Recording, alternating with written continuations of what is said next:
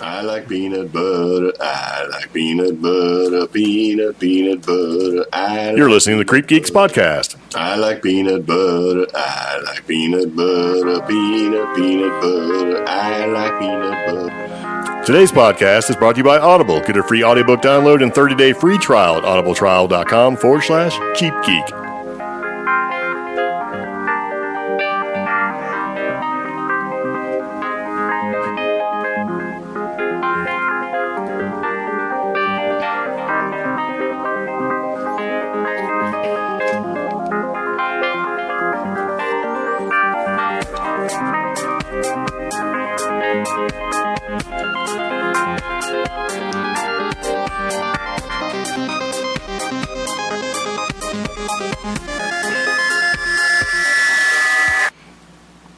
So, welcome back, and it begins again. Welcome back to the CreepGeeks podcast. This is episode number 94. NM Observatory Closures, Skinwalker Ranch, and defending your cheeseburgers. That's right.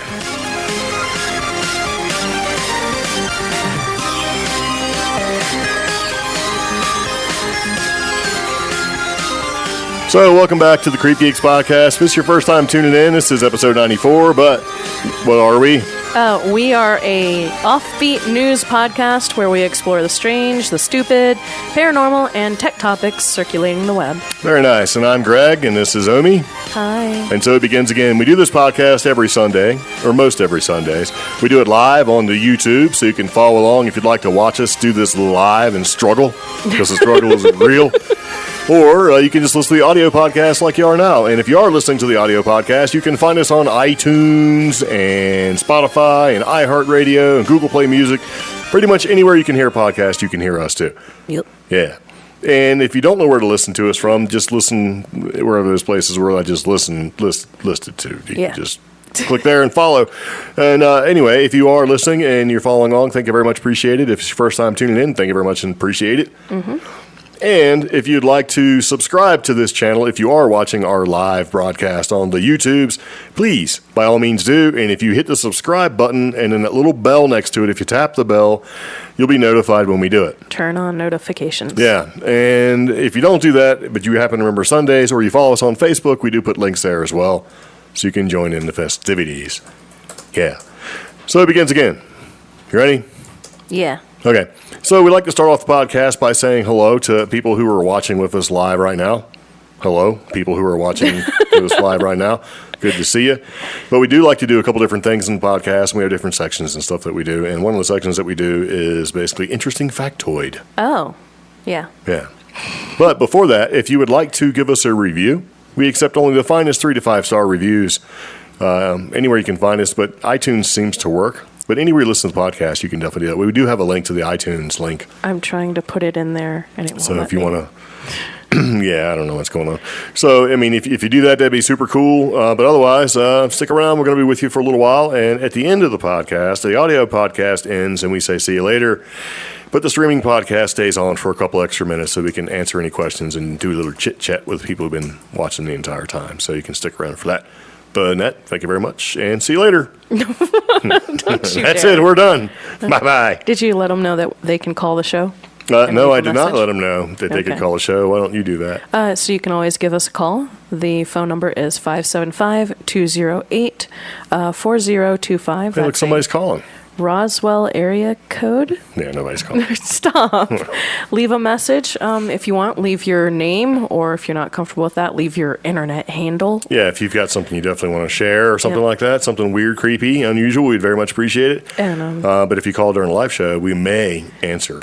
And during the live show, Dun, dun, eventually, dun. we'll figure out how to make me moderator so I can put the iTunes links in. Oh, But that's a little passive-aggressive. All I got to do is just click one little button. Maybe. to rate us on iTunes, make sure you search for CreepGeeks Pod and don't put, 3-star reviews on the CreepGeeks because I'm sure they would appreciate it. They don't appreciate it Flat at all. pancake-making bastards. Stop. Crip. I like crips. They're flat pancakes. I That's like all crips, they are. So Crips. yeah, crips. Crips. Yeah. Crips pancake.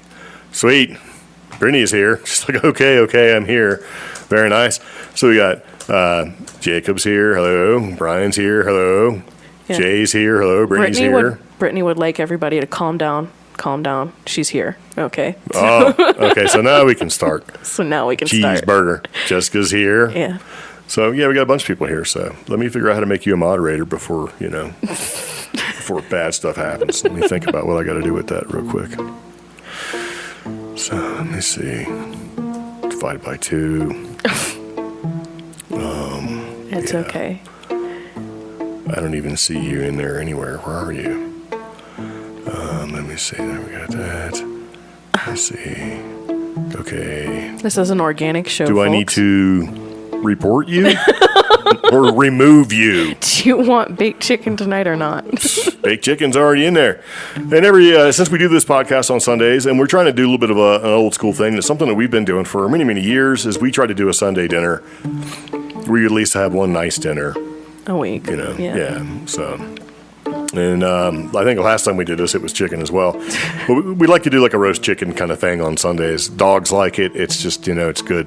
Yeah. It's good baked chicken with some vegetables.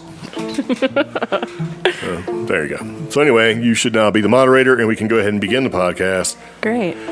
Yeah. Thanks. So, our interesting random factoid. Oh, yeah. Do you want to do this one? Actually, let me throw the link in there for folks. So. Why? I can just show them. Don't show Okay. them the link. No. It just takes them away. This is the iTunes link. Okay. Whew, boy. Calm down. It's like we've been doing this for hours. So, the interesting factoid.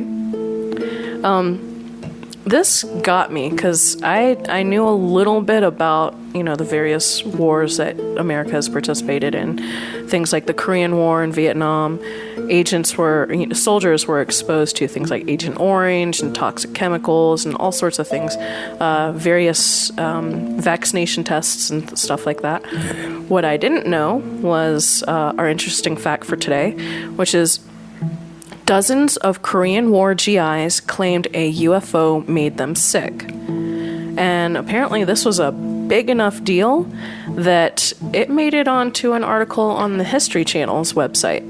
So this article, basically, theories range from high-tech Soviet death rays to extraterrestrials studying human combat to combat stress-induced hallucinations. Now, if that last part sounds familiar to you, that kind of goes into some reports during the late 90s that various people during the Vietnam War claimed that they experienced hallucinations and were led to do certain things during that war. So that's why I found this article so interesting. But the article starts off with, in May of 1951, 1 year into the Korean War, PFC Francis P. Wall and his regiment found themselves stationed near Chorwan, about 60 miles north of Seoul. They were preparing to bombard a nearby village, and all of a sudden the soldiers saw a strange sight up in the hills, like a jack-o'-lantern coming wafting down across the mountain. And then what happened after, the pulsing or attacking light left lingering, debilitating symptoms, which would mystify many for decades. Basically, a lot of these people were interviewed to talk about what happened. They claimed that this glowing light, first it glowed orange, and then it was a pulsating green, brilliant light. Various people asked for permission to fire at the object with armor-piercing bullets from an M1 rifle. Like, can we shoot it? Yeah. I think we should shoot that. As the bullets hit the body of the craft, they made a metallic ding or dink noise. Yeah, the object started to behave still more erratically, shunting from one side to another side as lights flashed on and off. What happened afterward was even stranger. They said some form of a ray that was emitted in pulses or in waves. You could visually see it when it was aimed directly at you. And that is to say, like a searchlight sweeping around and the segments of light, you would see it coming at you. And that's just terrifying. I mean, you're already like on guard because, at any time somebody could be shooting at you, or maybe a fighter jet or something like that. Yeah. And this is a UFO, Shooting its pulsing death ray. Yeah. Nice. Now, once all this was said and done, certain people had an extremely high white blood cell count.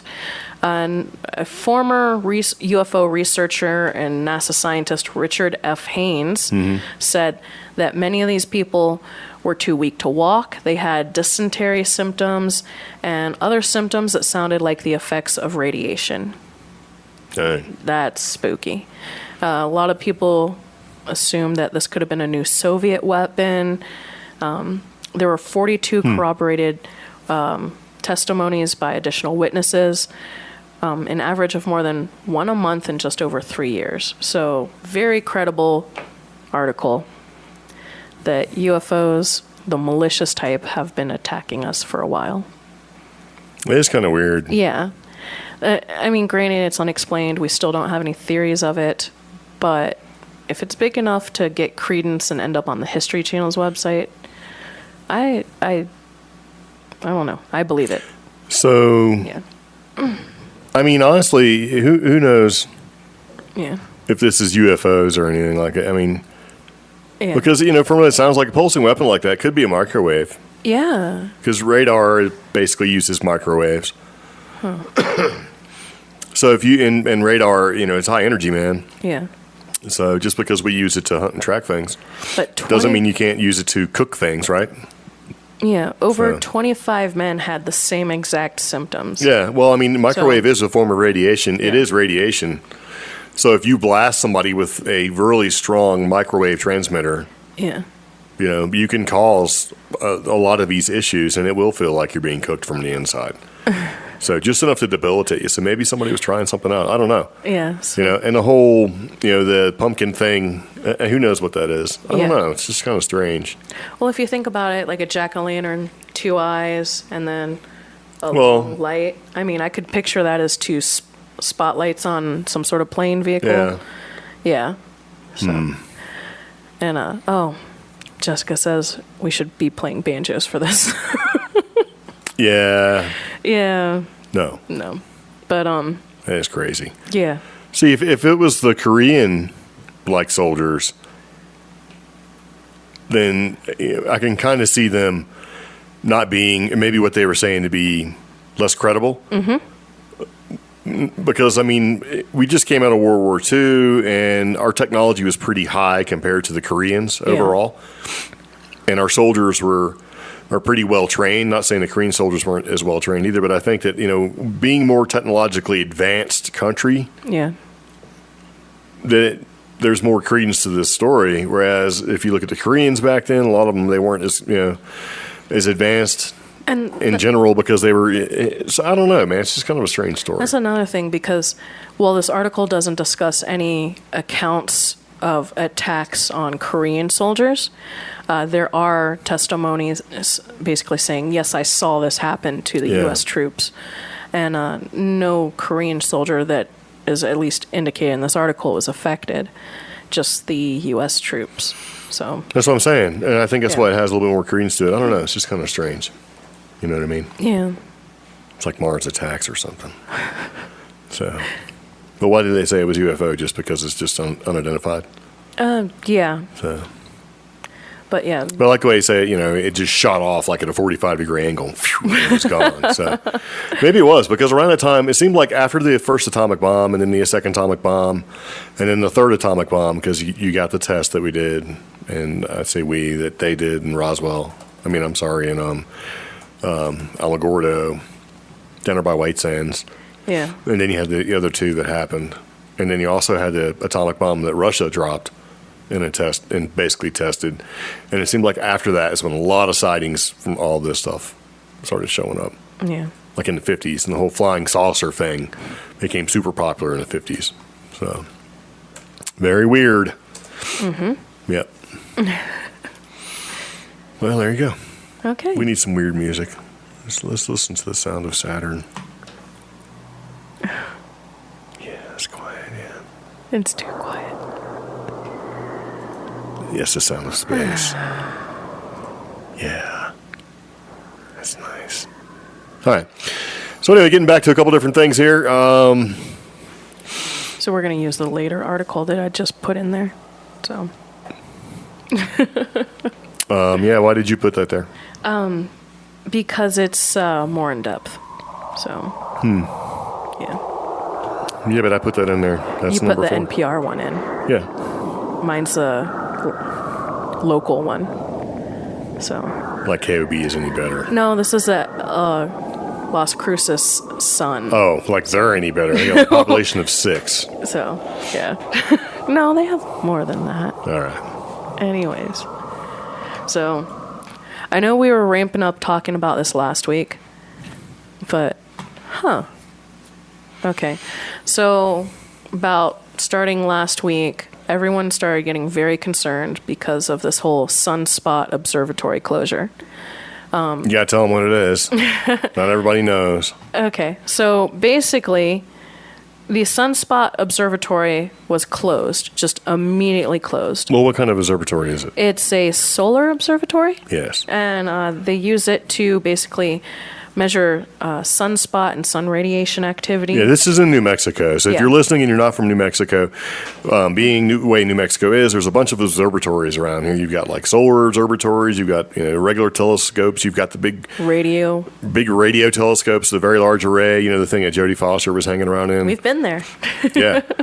So there's a bunch of radio telescopes, radio telemetry, and the Sunspot Observatory is actually located not that far at all from White Sands Missile Testing Range. Well, it's okay. Isn't it technically closer to Cloudcroft? Well, they're all in the same area, so it doesn't matter because the way that works, and the Missile Testing Range works, is that it borders all those little towns. Yeah.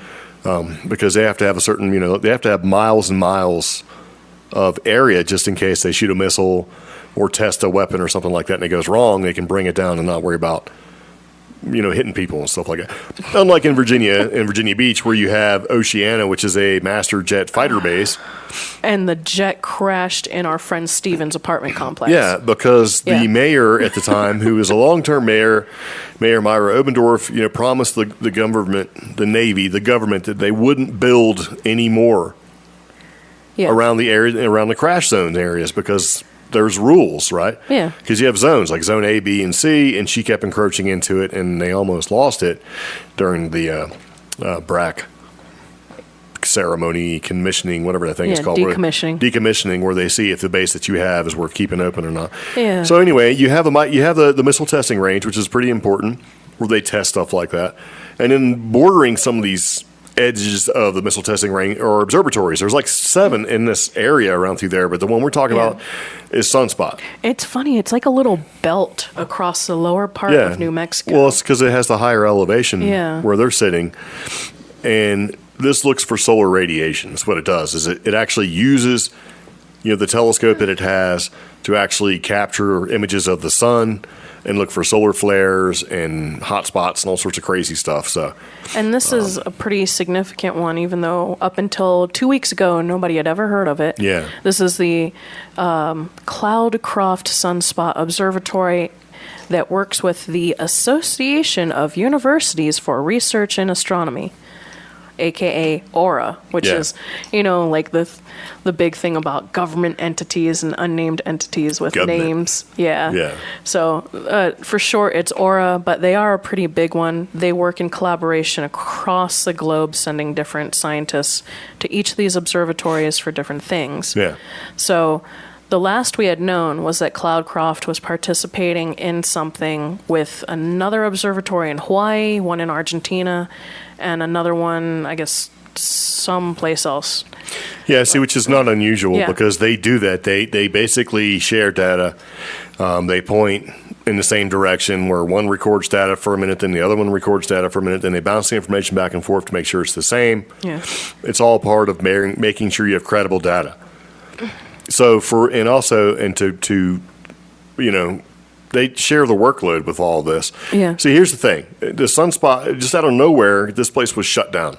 And like completely closed off. By out of nowhere, I mean, like I joined the local Facebook groups and I was watching the chatter, and these people were like, yeah, literally out of nowhere, local Otero County Sheriff's Department pulled up, the FBI pulled up, and another team pulled up, escorted everybody off of the property. We didn't see what happened to them.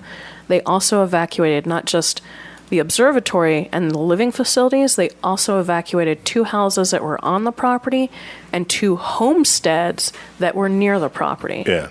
And those 2 homesteads, I know one of them had more than one house on it. So it was like a whole family. They evacuated everybody away from that, put some people in hotels. We don't really know what happened to everybody else. But the rest of the town got told, this place is closed down, shut out, everybody has to be evacuated. Do not come anywhere near here. And nothing, that was it. And it was so tight-lipped, and it's such a rural area that most of us here in New Mexico, like we live in the same state, did not find out about it for 2 to 3 days after it had started. Yeah. So 2 to 3 days, we find out, it immediately picks up on major news channels. Gizmodo was one of the places I was using to follow it. Our local news, I would find names in the articles for our local news and then try to reach out on social media and see if I could find out more about those people. And nobody was being told anything. Even the local sheriff, like the head sheriff for Otero County, he kind of went on a little rant, or not necessarily a rant. He's like, we're in the dark. All we know is that we're supposed to keep the place closed off. Nobody's supposed to be on the property. Well, when he made a statement like that, and certain other websites made similar statements, like nobody's being told what's been going on, certain paranormal and Fortean websites went off the deep end. They started saying other observatories had been closed. That wasn't true. I believe one of the Hawaii observatories was temporarily closed, but it was actually due to maintenance. So it wasn't a big deal or something, Yeah. But all these other observatories, they weren't actually closed. That was a false report from, where is it? Doesn't matter where it's from. Oh, yeah. So all this stuff was, culminating into bigger and bigger things. And then we got told that the Sunspot Observatory would be closed indefinitely, I think is the words.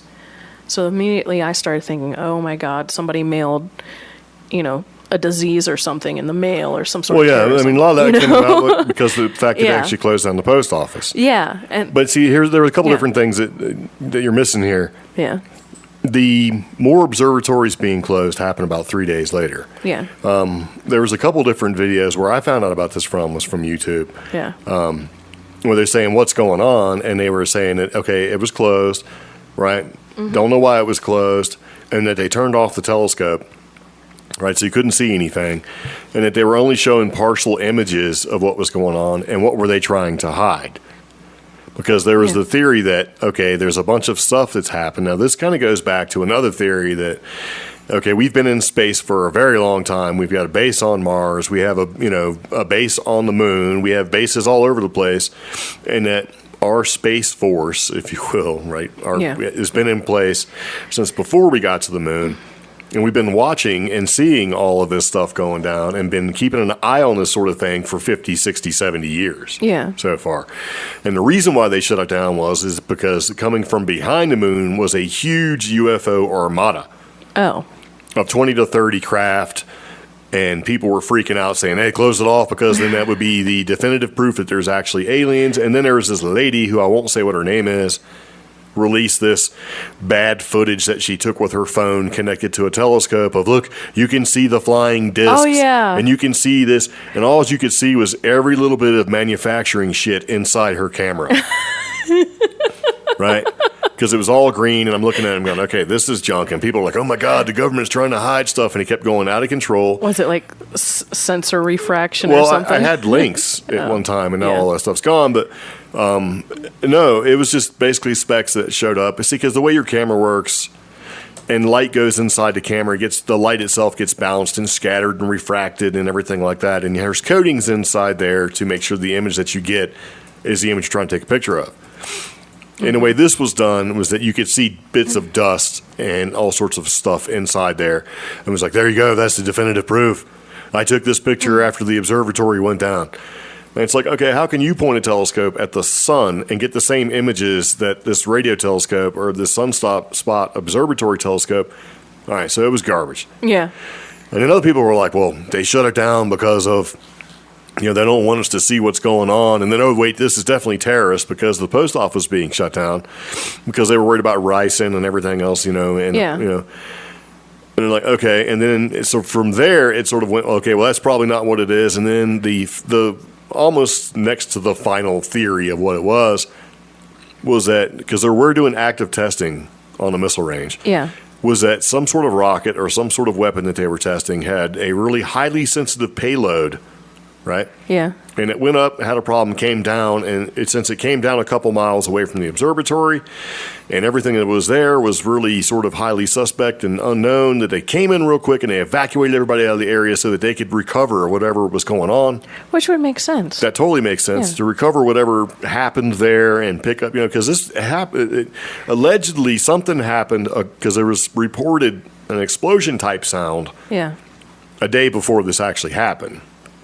Okay. Oh. Before it got closed, yeah. And they said, okay, well, it makes sense that if they were shooting a missile and it had a really highly sensitive payload, and it crashed there, they would have to recover all of it, and you also have to worry about things like hydrazine and all sorts of other rocket type gases and propulsions and stuff like that. And it becomes a toxic sort of spill thing. Yeah.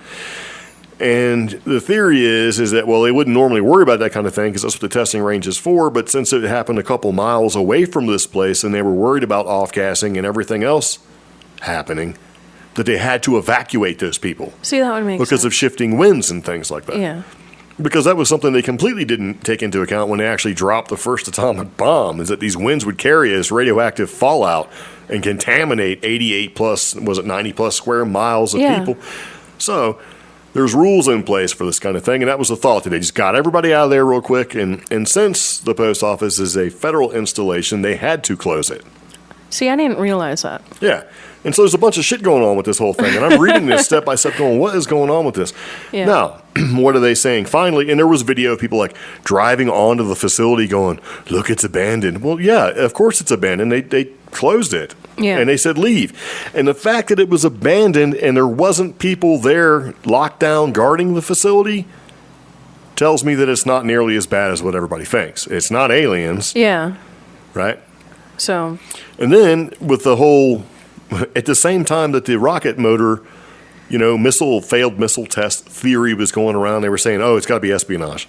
See, which somebody was there spying on the missile range. Which I kind of thought of. I was like, look, either it's espionage or some sort of biochemical espionage.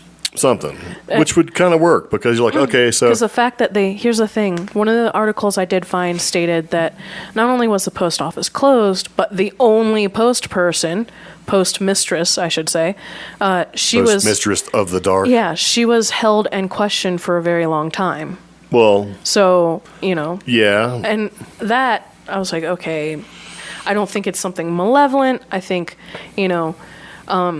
maybe there was an act of concern that she might be sick or something happened. Yeah. But like that footage that you were mentioning, people wandering around while the place is closed, like basically abandoned. The one thing that got me was there was all that drone footage or people saying they were trespassing and there were drones watching them. Well, yes, that's kind of cue the X-Files music, but also yeah, but the drones that were watching them, the one drone that was watching them is a DJI Phantom 3 like I have. Yeah. If the government doesn't need a drone to spy on that place. Yeah. They just need to turn some cameras on. Yeah, and so it kind of makes me wonder because the end result is that they're saying, okay, this is a case of child porn. Yeah. Unfortunately. Yeah. Well, here's the weird thing about that.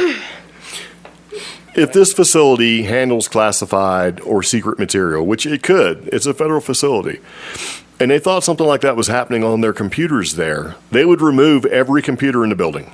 Yeah. That's what you do. If you now, I'm going to make some people mad. If you're Hillary Clinton and you've destroyed 30,000 emails in the server and all that stuff, you can't do that. There's policies, right? Yeah. And what happens is that if they think that there's been a compromised information breach, whether it's classified secret or no foreign dissemination or any of that stuff, they come and they do a check and then they remove all of that to determine where the breach actually came from.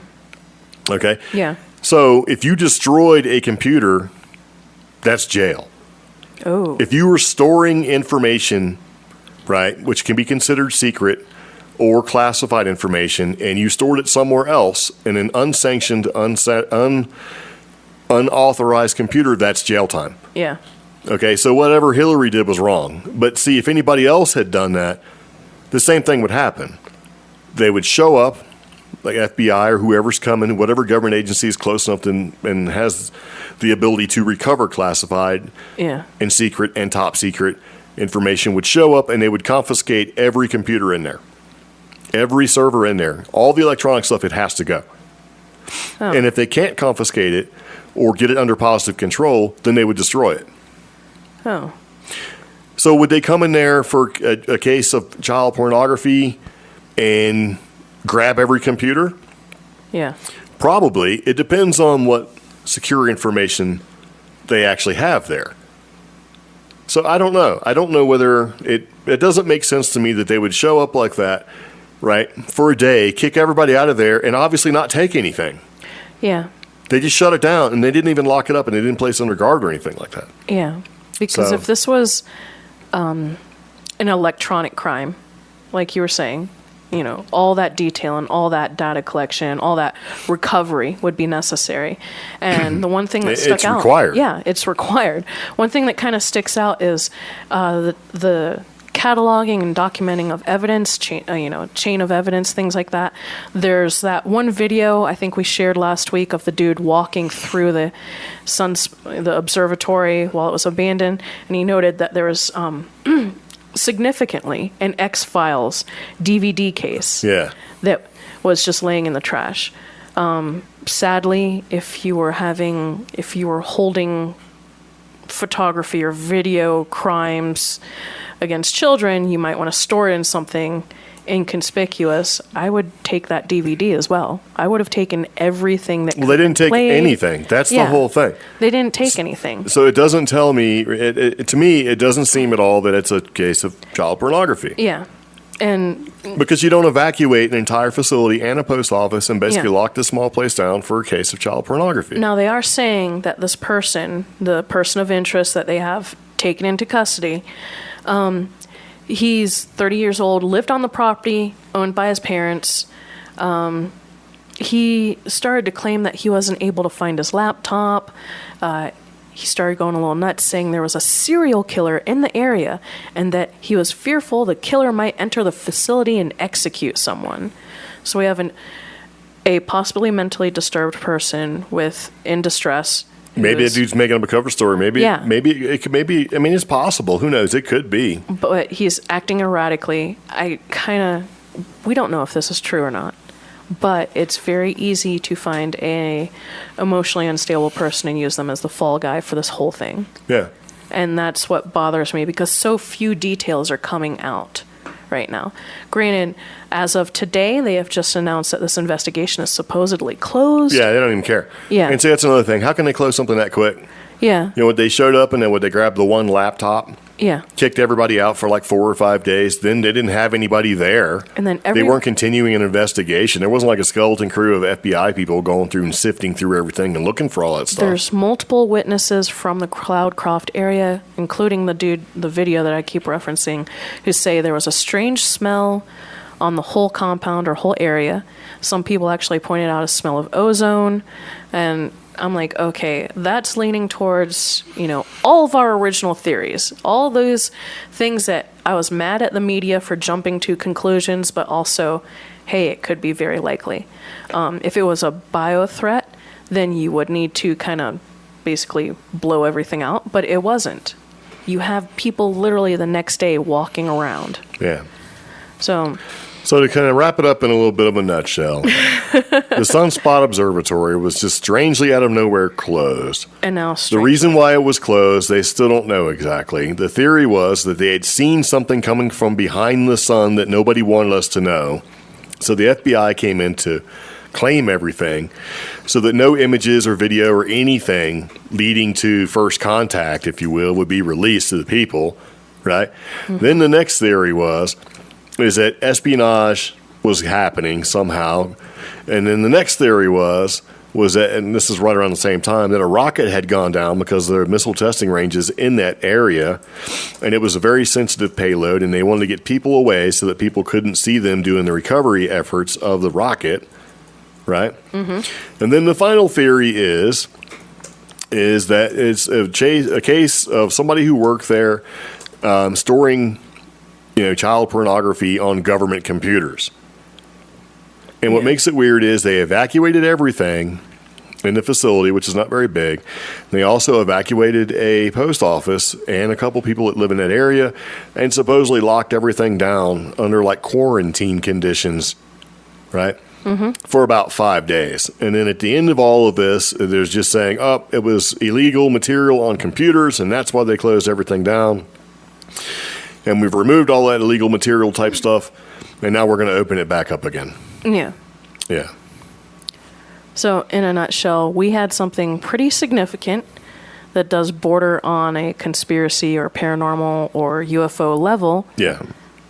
But nothing's really being... I kind of feel just like with Roswell. When Roswell happened, there were all these very extreme news reports that happened, and they circulated throughout New Mexico and then the whole United States. And then a few days later, U.S. government releases official statement that is just unbelievable. Well, I don't know. Nobody gives a shit is the whole thing. So we care because it happened here, because it was a high strangeness. Yeah. For, why is that closed? And, why did it close? And then why is that closed? In other words, there was no reason for it to be closed. Yeah. They don't do anything like super top secret. It's not like they came and closed down like Sandia National Laboratories and stuff like that. Yeah. It's just a little observatory. And what fed into this whole thing and making it even more and more weird was like the false reports that, they closed down 8 other solar observatories. So there's definitely something coming from behind the sun to kill us all. So, yeah, it was according to this, much ado about nothing. Is it child pornography? I don't know. And they see the one guy who made the video walking around, he basically says it smells weird. Yeah. I mean, who knows? And he could have been reading the same thing, because around the same time this guy was starting to walk around was also the theory that, hey, a missile crashed too close to this place, right? Yeah. And when a missile carrying all this toxic stuff crashes and explodes or leaks or whatever, it gets into the air, and they wanted to evacuate people to keep them safe, right? Yeah. That you would smell something like that. So it sort of fed into that as well. But the thing is, though, is that the FBI... they wouldn't necessarily show up. Whoever's closest would respond, which would probably actually be the FBI, although you do have White Sands Missile Testing Range right there. Why wouldn't they send people there? Yeah. To the place if that was the case? In other words, big crash happened. In order to get them to get the people safe, they would basically take the people on the base, send them there to evacuate the observatory and the post office and anybody in the immediate area. Then they would set up an area to keep people from going in while the cleanup actually happened. That didn't happen either. Yeah. There's a bunch of weird things that should have happened depending on the situation that didn't. And so that's what makes the whole thing even more strange. I mean... the FBI there should have been people going, yeah, they were carrying stuff out of there. Yeah. No. If they thought it was espionage, they would remove everything. Yeah.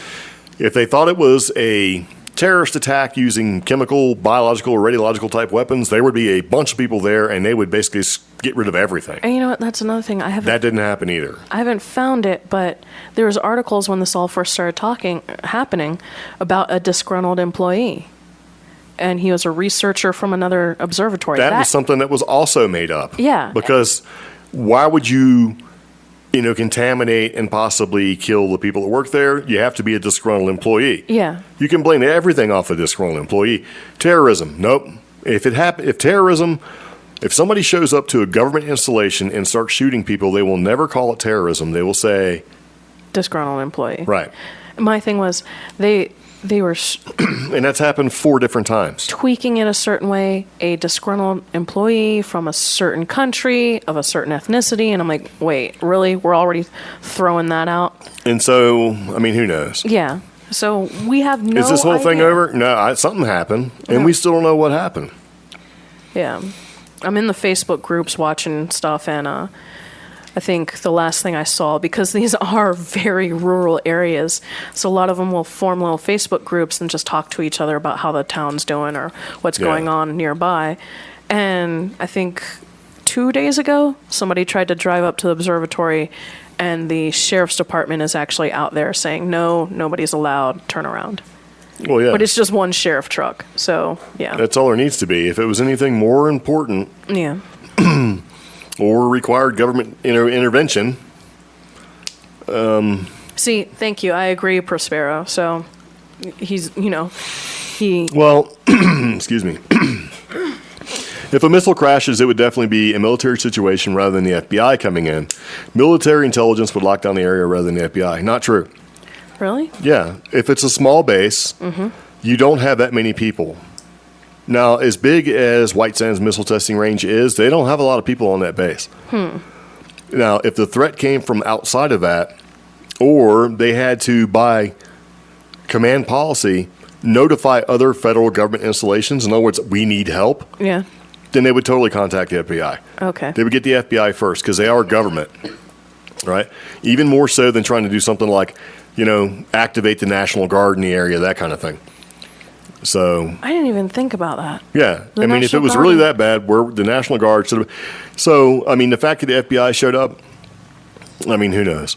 That's not necessarily uncommon because the base commander could call it in. Yeah. So federal government agencies are allowed to work within themselves. Now, if it happened at a much larger military installation, like the Air Force Base we have here, no FBI would be involved at all. Now, if something happened and they thought that there may be some criminal aspect to it, then they can certainly call the FBI. But the FBI and things like Naval Criminal Investigative and the Army, they all work together with this sort of thing to a certain point. Yeah. Which makes me wonder if it wasn't a military accident and it wasn't necessarily espionage or terrorism and it wasn't all this stuff, what else could it be? I don't know. If you're trying to plant a seed of something going on to sort of, do that whole diversionary tactic thing, right? Yeah. If you say child pornography, nobody's going to look any further. That's true. Nobody's going to dig into this and go, oh, no, I don't even want to be involved in that, man. Yeah. Because that's even a better story. That's like the nuclear option. That's a better story than saying, oh, a disgruntled employee. Yeah. Child porno? No way, man. Not getting involved in that. And they'll just let it go. Plus, child porno automatically falls into federal as opposed to county. Anything that happens on a federal installation is federal. And if they don't have the personnel to take care of it, it becomes an FBI thing. True. Yeah. And I hate... Not a CIA, or it becomes FBI. I hate making these assumptions or trying to break this down because in and who's to say they were actually FBI? Because you also have NSA involved in this as well. Yeah. Because... unfortunately, child exploitation is a terrible, terrible thing. I don't want to imagine this. I don't want to think that this is happening. So I'm not going to ask any questions. Yeah. I don't want to be involved in that, man. But the way this unfolds, it makes me question. And this is another thing, just living here in New Mexico. One of the creepy things about living in New Mexico, when we travel to these offbeat, little crazy, little quirky towns, one thing I've noticed is there's not a lot of kids in these little rural, far-off places. Hell no. If you were a kid, would you want to grow up in some of these places? Get the hell out of there, man. Yeah. Go to a big city. Go somewhere that's exciting. Well, if you're a parent, the one who actually works and does a job and can afford to move, you probably don't want to raise your kids in these areas. Yeah. Schools are typically not as good because they don't have as many, Yeah. It's just a bunch of weirdness going on. I think a lot of it is actually caused by how rural everything is. Because just because the border of the base, right, is really close to Cloudcroft doesn't mean you can get to it easily. No. So you'd have to drive like almost 70 miles out of the way to kind of come up on it. So I don't know. Do I think it's child pornography? I'm not sure. Yeah. It doesn't seem right. Do I think it's aliens coming from behind the sun to get us? No. Who knows? I don't know how long it takes an alien craft to come from behind the sun to get into our atmosphere. I would think pretty quick. Is it a missile that went wrong? Maybe. See. Did this dude go buck wild and call in a bunch of crazy-ass threats and freak the FBI out, and they come flying in, guns a-blazing? Possible. That's possible. I'm leaning towards that. If somebody was called in mentally distressed or whatever, or this guy really is yeah. Maybe he's mentally distressed and they found something that could be construed as child porno. And this guy called in a bunch of threats, right? Yeah. And freaking them all out, and the FBI come blowing in there all super crazy and stuff, and then realized that there really wasn't nothing going on, but they needed to make sure that they had to do an investigation. They closed everything down for 5 days because it happened close to the weekend. Yeah. Maybe. See, I am leaning towards that. Yeah. But my thoughts are with everybody who lives in Cloudcroft. This was a terrible experience. I mean, it's like 5 people. Who gives a shit? Hey. Seriously. Okay, so the town of Cloudcroft is like maybe 100 people. Well, we don't know. So, let's look it up. Yeah. It's probably more than that. So, I mean, yeah, this was a big deal. The post office closed and the observatory closed, and why did it close? And nobody said anything. And then the one sheriff who got all mad about it was like, I'm not being told anything. Well, maybe that sheriff doesn't need to know. The entire village, so the whole region, which is very mapped, very funny. That is the weirdest mapping ever. Yeah. Is 693, and that's during peak tourism Tourist season. hours? Yeah. Okay, so realistically, it's what? Yeah. 300, 400 people maybe? They're saying 670 on average. So. But the town, because, I think it's like, here's the observatory, here's the town, and then there's this weird zoning, so here's a little section of the town too. Yeah. So they're counting that whole Lincoln National Forest area. So. Okay. Yeah. See. Yeah, according to 2010 census 674 people. And it's funny. And we've been there. There's not really a whole lot going on there for sure. Yeah. Well, no, we it's in a through here. Well, yeah, because there was nothing going on. It was like the only thing they had was the observatory. Yeah. And I like that. The most overlooked and underrated destination spot. Well, it depends because, see, what they're not saying is if you want to go to the observatory, it's not paved all the way up there. No. So in certain times of the year, you can't even get up there. There's a term. We tried to go up there to go camping one time.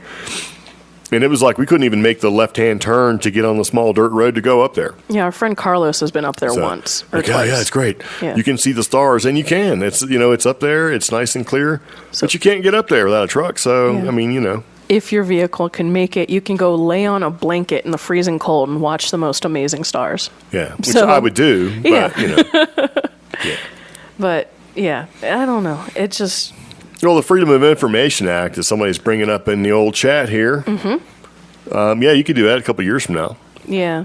So 16 months, 18 months? No, it depends. If the investigation's ongoing or whatever, then it could be years. Oh. But I don't really think there's anything going on anymore. Yes. But I don't necessarily agree with the whole child porno thing. I think just a whole bunch of weird shit happened, and the FBI come flying in there trying to address whatever credible threat it may be. Then they realize it really wasn't that much of a threat. Which is one And then thing. rather than waste the man hours and all that stuff by having people stationed there, they just closed it. Which is one thing that and has said, been we'll come back, bugging me for the past year and a half here in New Mexico. We've had some very rural areas close to certain other things where some very tragic and very disturbing news accounts come out days later. Yeah. The FBI has been to several of these small towns in the past year. In conclusion, it's usually been something tragic like a family murder-suicide or some sort of raid that's had to happen. But it keeps happening here in New Mexico, and that is just unsettling to me. I mean, I've always wanted to live in a small town, little tiny town, little rural thing. Yeah, but there's a little weirdness that happens. One thing that I don't like is this weirdness that I'm seeing in all these little New Mexico towns. Yeah, well, I mean, think about it. They blew the atomic bomb up here. Yeah. They hated New Mexico so much they bombed it. There's a meme that's going around that says that. Yeah. Yeah, it's like New Mexico is so terrible that when the U.S. decided to test their nuclear weapons, the first place they thought of is, let's blow these things up in New Mexico. Yeah, let's bomb New Mexico. But you know what, though? Honestly, though, New Mexico really wasn't that populated, I guess. It sort of grew It's up still after not. that. Yeah, I think it is. Like the most recent accounts are that over 65% of the population of New Mexico lives in the Albuquerque, Rio Rancho, in Bernalillo or Sandoval counties, which equals Rio Rancho, Placitas, and Albuquerque. That's over half of the population only lives in those three little things, yet this is like the 5th largest state in the United States. Yeah, but that just means that, about 89 to 92% of this place is just dirt. That's kind of bad, yeah. It's kind of true, though, isn't it? And Prospero, that's actually an interesting theory I think Greg has been working on, and I have, which is that the background radiation may have had an effect on mental acuity in this area. I totally believe that. Yeah. When we went to White Sands, there's some weird defective people here, and I'm not just saying that because of I think certain diseases and things like that don't normally crop or show up in certain places thrive here. Yeah. And, it's not just a study of epidemiology where you say, okay, let's look at the study of coincidence here and say, okay, an atomic bomb blew up, and coincidentally, there's a higher rate of, mentally defective people. And not just mentally defective people. There are some great people here in New Mexico. Well, but they're not from New Mexico. So one of my first jobs out here, they came from somewhere else, right? I worked at a call center, and this call center had a wide range of lower class and middle class people. So people in that financial demographic. So, I'm dealing with all these people and made a lot of really great friends. One of the things I noticed was a lot of females out here have had to have gallbladder surgery. Their gallbladders have gone defective. Some sort of ailments, and we all know gallbladders, they're part of the... I don't think you should be talking about that really loud. It's part of their system that helps them flush certain toxins and certain things like that. Yeah, I could literally throw a rock in my call center, not that I should have, and hit anybody and said, hey, do you have a gallbladder? No, I had that removed 5 years ago. Maybe that's the cool thing. No, I don't. I think that's a little suspect to me, so... Yeah. There is a comment that makes probably even more sense. Mentally defective equals crystal meth. Yeah. Oh, God. And you sprinkle that with some radiation, and there you go. Yeah. All right. So we're going to take a second and take a break. You're listening to Cheap Geek Podcast. We'll be right back.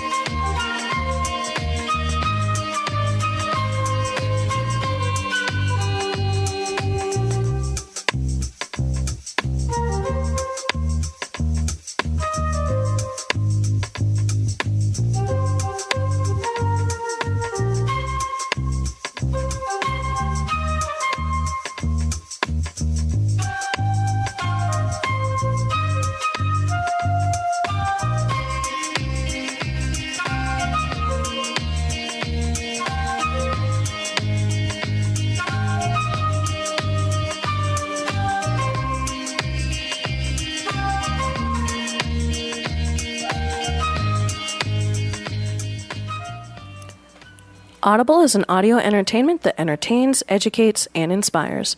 For you, the listeners of the CreepGeeks podcast, Audible is offering a free audiobook download with a free 30-day trial to give you the opportunity to check out their service.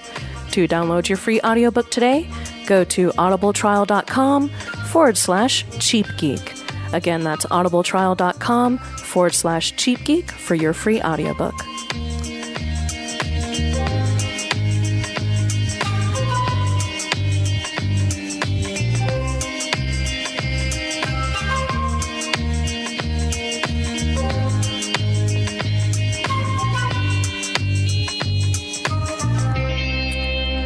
Yeah, and we're back. So we got something new to talk about.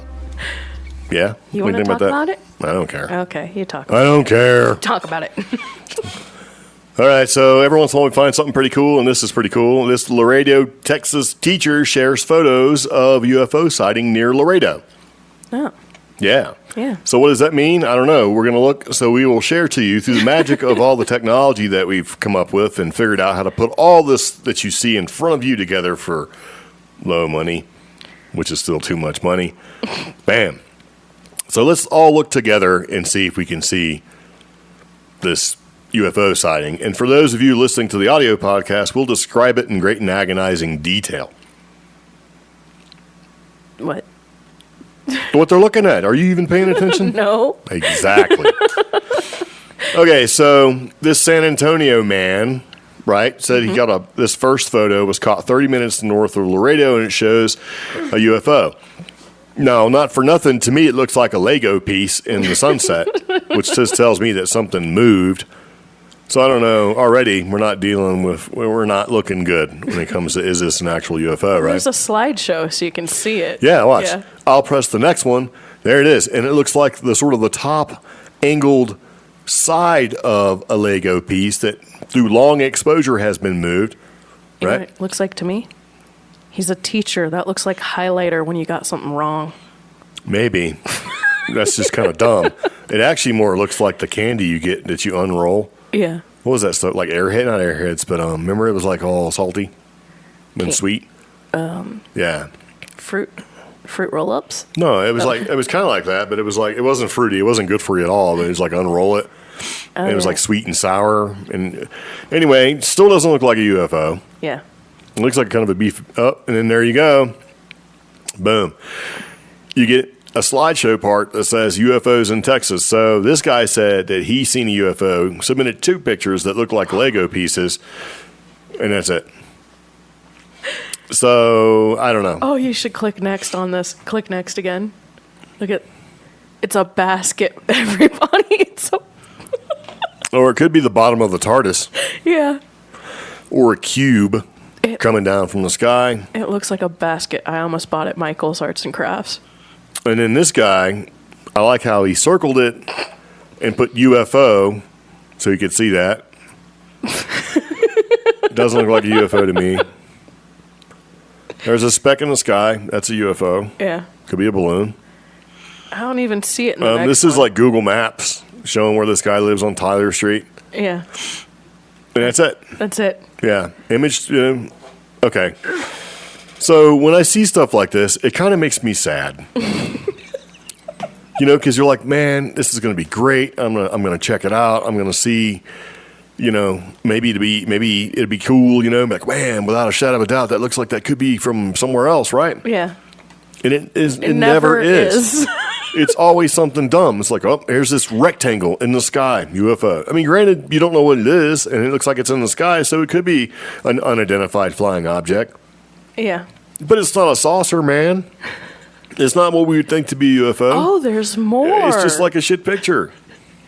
Oh, if you click continue, there's some. I don't even want to. Yeah, it's so bad. The next one. There's like some light streaks that you can see. Everything. That's a flare. Like a flare in the sky, like a light flare from something being super bright. There is nothing up. There's a whole bunch of lights on the horizon. Ooh, what is that? Oh, that might be. Remember the Paranormal Rangers? They drew a description of the lights that they saw. Yeah, but it says the Laredo lights revealed in a long exposure picture taken at night on the northern horizon. Picture. Okay, so 1, 2, depending on the interval area, this effectively could be a car. Yeah. This is why it is very hard for people who love photography to take seriously some of these UFO encounters. Yeah. Because you end up, much like your own photography, like when I take pictures for whatever I'm doing, I'm very critical. I end up being very critical of these pictures as well. Yeah. Because I'm just like, are you kidding me? I mean, I can do that on accident if I drop my phone, Yeah. So. There's another picture of FLIR. This FLIR, which is forward-looking infrared thermal imaging camera, shows the Marfa lights. Okay. And then there's some deer cam pictures Come on. Yeah, of what looks like this could be a flying saucer that landed. Oh, it's a blurry deer. Well, unless the deer's wearing a headlight. I mean, to me, it looks like a car, long exposure, doing a donut. Yeah. That's a great question, Kimothy. Kimothy popped into the chat and said, do photographers get questioned by the authorities? So, if you have an encounter, a paranormal encounter, or UFO encounter, I should say, if the person reached out to the local authorities, calling the non-emergency police line or even 911, 911 dispatchers are asked to ask a series of questions regarding these encounters. And they try, because there's actually protocol for this. They ask a series of questions. Depending on the level of distress the caller is in, they may or may not send somebody out. Now, if they do not call the authorities, if they call or email MUFON, I've been through this. What is MUFON? I don't know what it stands for. It's a mutual UFO network. Okay, so if you reach out to MUFON, which I have done, because I took a picture of something that didn't sit right with me and I sent it to them. What MUFON does behind the scenes before contacting you is they check for any flights that were scheduled in the area. They check for any landings or unexpected aircraft activity, like sudden things like helicopter departures and stuff like that. They check for those things. Then they reach back out to you with a series of questions that you answer, and then they get back to you within a few business days, sometimes a week, with what they feel the encounter was. And if the encounter has a certain level of merit, MUFON may send an investigator. And what they don't tell you is that if they come back and say, oh, well, that's just like a weather balloon, and you keep going back and they're adamant that that is not, then they actually will kind of come back to you again. Yeah. Like, oh, yeah, it's just a case of child pornography. Now, if you don't report to MUFON and you just go straight to Facebook or the local news, they will also ask you a series of questions depending on your credibility at the time of your call or how you reach out to them. And that's about it. Now, there are sites out there like the site where I submitted my weird fish photo thing. Cryptozoology? Yeah. They sent me back a list of questions to answer. So. Yeah. But that's about it. There you go. Yeah. Now, if it's a mass sighting like the Phoenix Lights, that's something different. Everybody gets interviewed. Yeah. Yeah. So, Phoenix Lights, those were those weird lights that showed up, the Paranormal Rangers, which we talked about in a previous podcast. They had many witnesses, but everybody in this whole area saw a UFO. So, yeah. A string of them. Yeah, so when it's something serious like that, or one big giant one, when like a whole town can literally sit in their backyards and talk to each other about watching these UFOs above them, then yeah, everybody gets investigated. But I think that's a great question. I mean, yeah, well, you're very welcome, Timothy. You said like, wow, good to know. Yeah.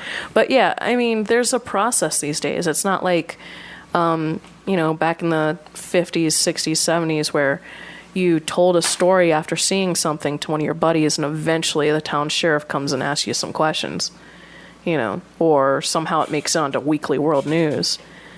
Yeah. Yeah. I mean, for people who want to believe, there's a process now. Yeah. Yeah. We have a process. I've actually been writing interview questions for some stuff we Don't be giving away our secrets. So, hey, did you know that you can get fined $124 for kicking a seagull that ate your cheeseburger? Did you? No, I did not. Well, according to the article thing that you put in here, you certainly can. Oh, yeah. This happened in Hampton, New Mexico, New Hampshire. Sorry. Kind of changing gears here. A man accused of kicking a seagull that tried to eat his cheeseburger. Yeah. A New Hampshire beach has been fined $124. So I actually put this in the rant section. I know. So, okay. Why you want to rant? The cheeseburger is fine, but first the cheeseburger did not belong to the seagull. Yes. It belonged to the dude. Yes. And then the seagull, being a flying rat with wings, these things, right? Probably came over and said, yo, bro, give me some of that cheeseburger. So my rant is that... And the dude's like, no. New Hampshire Fish and Game states that seagulls are protected under federal law That's in New not Hampshire, true. I guess. And, okay, lived by the beach for most of my life. I have 2 dogs. I've taken them to the beach. They love the beach. Pepper doesn't like the beach very much anymore. Why?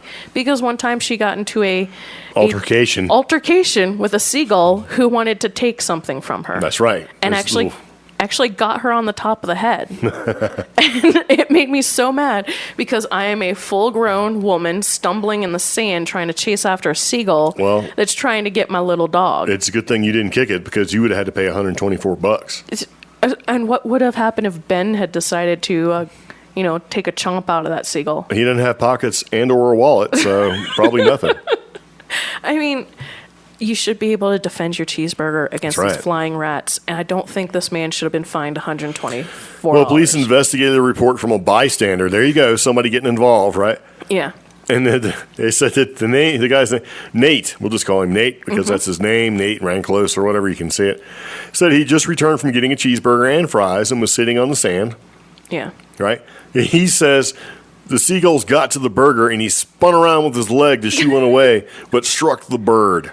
He said it was a simple mistake. I have smacked a seagull in the face. A witness said it appeared that the bird's leg was injured and that it struggled to fly away. It probably struggled to fly away because it was so full of other people's food. Right? Yeah. So the Fish and Game guy, Adam Cheney, says seagulls are protected under federal law.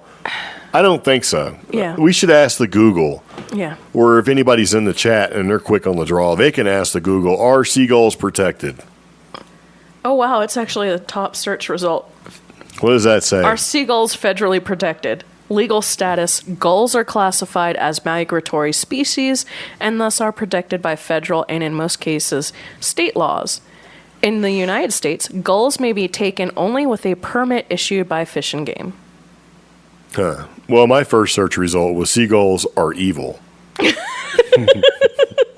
Which I would have to agree with, right? Yeah. And so the Daily Edge says, here's proof that seagulls are the devil incarnate. Oh, you should share that. First, they are everywhere.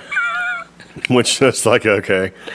I like that. That's true, though. They are everywhere. I mean, I seen a couple seagulls here. Like, where the hell did you come from? Yeah. You know what I mean? So let me see if I can share this, and people can, watch. And they can follow along. Yeah. Should they so desire. So first is that they're everywhere. And I could kind of see that, right? Yeah. And secondly, they're loud. Right? And this is in Ireland, so they would know. Yeah. They're everywhere. They're loud. It means that, people try to sleep with their windows open. They can't. Oh, yeah. At 3 o'clock in the morning, you got seagulls squawking at them. Look at this freaking picture of this seagull. Awful. Right? They squawk. Yeah. They're aggressive. Right? They're so aggressive that local councils have been forced to put up signs alerting people to the fact. Seagulls are aggressive. Do not feed them. My uncle that's what the guy should have said to the New Hampshire Fish and Game. That thing tried to attack me, and I was defending myself because it's aggressive. My uncle used to live in a cottage down in Chicks Beach, and he'd leave his windows open. They will come in your house and take your shit. They would come in the house, knock over his beers, and kind of try to eat beer, which is weird because they're birds, Yeah, they like it, though. They're not but dumb. they would try to lick up the beer, and they would steal his food while he was cooking because his biggest window is right in front of the kitchen. You know what I could say for your uncle? What? Screens. Get some screens, man. It was a tiny little cottage, not. I don't give a shit. Screens are amazing. Yeah. They will steal the food right out of your mouth. Yeah. I'm not playing that video. Right? Yeah. They have ruined the practice of filleting fish on the beach. That's just gross. Oh, gosh. So, he's trying to fillet his fish, and out of nowhere, a seagull comes running up. Bam, snatch and grab. Snatch and grab, man. And he's running after it. Better be careful. It's going to cost him $120-something. Brittany's probably even more. People feed the seagulls here, and I know, and that's part of the problem. They do. Because they start to expect it. That's why they're so damn big, man. Yeah, I was down at the ocean front with both the dogs in Virginia, and just because I had treats for the big dog, because Pepper doesn't like to eat treats on the beach, whatever. That's because sand gets in everything. The seagulls wanted to eat the dog treats. Gross. And that's kind of what started my little altercation with the seagull. Seagulls will eat. They don't give a... Yeah. Seagulls will eat whatever they want. Yeah. Timothy's like, stand your ground. You can't. Because you're going to get fined for it. Yeah. I mean, look at them. They shoplift. But since they're migratory, and this is another point in the comments, Canadian geese, they're also migratory. So Well, not anymore. Now they're considered residential geese. Oh. Seriously. So they shoplift. They'll take your stuff. They have beady little eyes with a glint of horror behind them. Yeah. And my favorite, they shit on you. And more importantly, this is where they get really evil. They shit on the elderly. Would you stop? That's what the article says. I'm just reading what the article says. You know the little tiger... They're just pooping on old people. You know the little tiger cruises Maybe they're not fast enough to get away. Military families go on? Yeah. Where, you're somebody's in the military, so the family goes on the boat, and you all sail around for a few hours. Yeah, give them a little cruise. It was like 3 tiger cruises in a row where a seagull pooped on me. But the last one was so significant because with the old people, somebody had his grandma and his granddad and like somebody else, I think it was like an aunt, and me and all the old people, like all of them, we all got pooped on. And I was just so angry. So, yeah. That deserves the Asian badger. Stop it. But yeah, that's kind of why I didn't go on tiger cruises anymore. They are awful. I'm not afraid of sharks. I was afraid of seagulls. In Virginia, there's this place called Mount Trashmore. It has a bunch of seagulls around it. Yeah. And my dad and my little brother and me were there. And my little brother was like 4 or 5. He used to have this really long, crazy, curly hair. Yeah. Right? And we used to bring crackers to feed the ducks and the seagulls and stuff. Right? Anyway. And so my dad put him on there's a fence that kind of keeps you out of the water a little bit. Yeah. Put him up on top of one of those fence posts and put a soda cracker, like a saltine in his hair. And the seagull is big, gnarly looking, dirty. The older and bigger they get, the more dirty they look, Yeah. This gnarly looking seagull come flying down and grab the soda cracker and just basically is like trying to fly away. And he had like 6 inches of my brother's curly hair like in his mouth, and he's just flying away. And he's like, pulling his hair. My brother's just screaming. And my dad is laughing so hard. Because he's just like freaking out. And he has to hold on to the fence post. He doesn't want to fall off the fence post. And so my dad, came in and like the seagull had to drop the soda cracker. Yeah. And then, hit the dirt. And this other one came swooping in and got it. But my brother was so mad. But it was so damn funny, man. It's like his hair. He's like about that long. He's like, thing's flying away. He's like, screaming. Yeah, good times. I know this person as a full-grown adult. Yeah, well, he doesn't keep the curly hair, but it's like super curly. So wrong. He still doesn't like seagulls. So, it's funny. It's so bad. So there you go. Yeah. That's some proof that seagulls are the devil, and if you kick one, you're going to pay a $124 fine. Personally, I think if you come flying up and you're like, hey, I'm going to get some of that, I think it's hey, you're on your own, man. Go walk up to someone, grab a cheeseburger, and see what happens, right? Yeah. You shouldn't be doing it. Yeah. Why are they going to find him?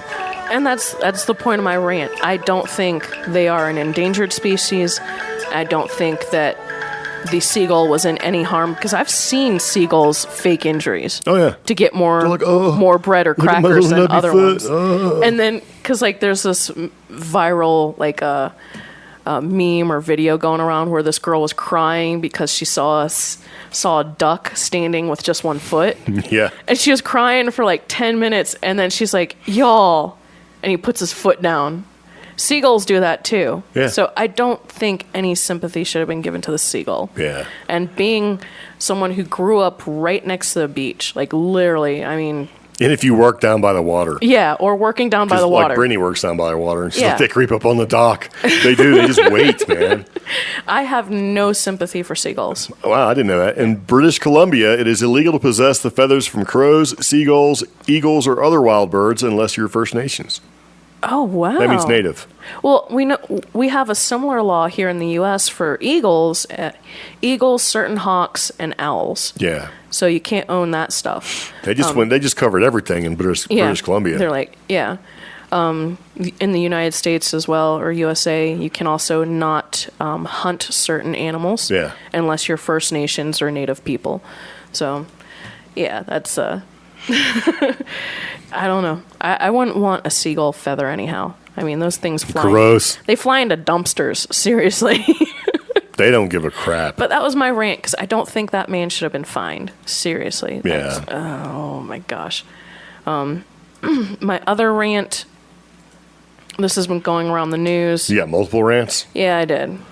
So there was an Albuquerque spa, so right here in our city, and it started having a series of complaints filed against it for certain violations. Oh, yeah. Yes. VIP Spa, which is a very popular spa. So if any of my Albuquerque female friends or male friends, whatever, are listening and you went to the spa, please go get yourself tested. There are now allegations warning that customers who receive something called a vampire facial and certain other services that were very intense, you need to be tested for HIV, hepatitis B, and C. And my rant is, why would you trust an esthetician or beautician with a process that involves your own dang blood? I mean... All right. So what are they doing? What is a vampire teabag? What is it? Okay.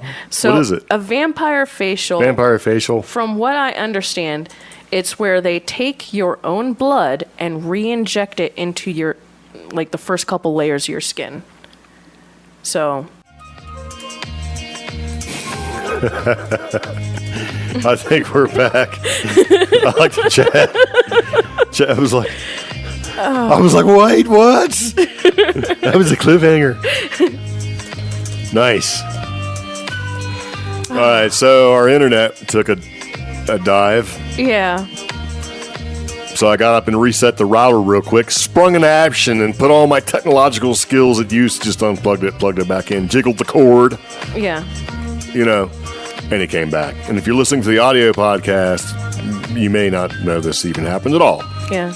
So, the funny thing is that I was trying to be slick and throw in a picture of the flock of seagulls. I was like, yeah, this is going to be great. And then it didn't do it. So, yep.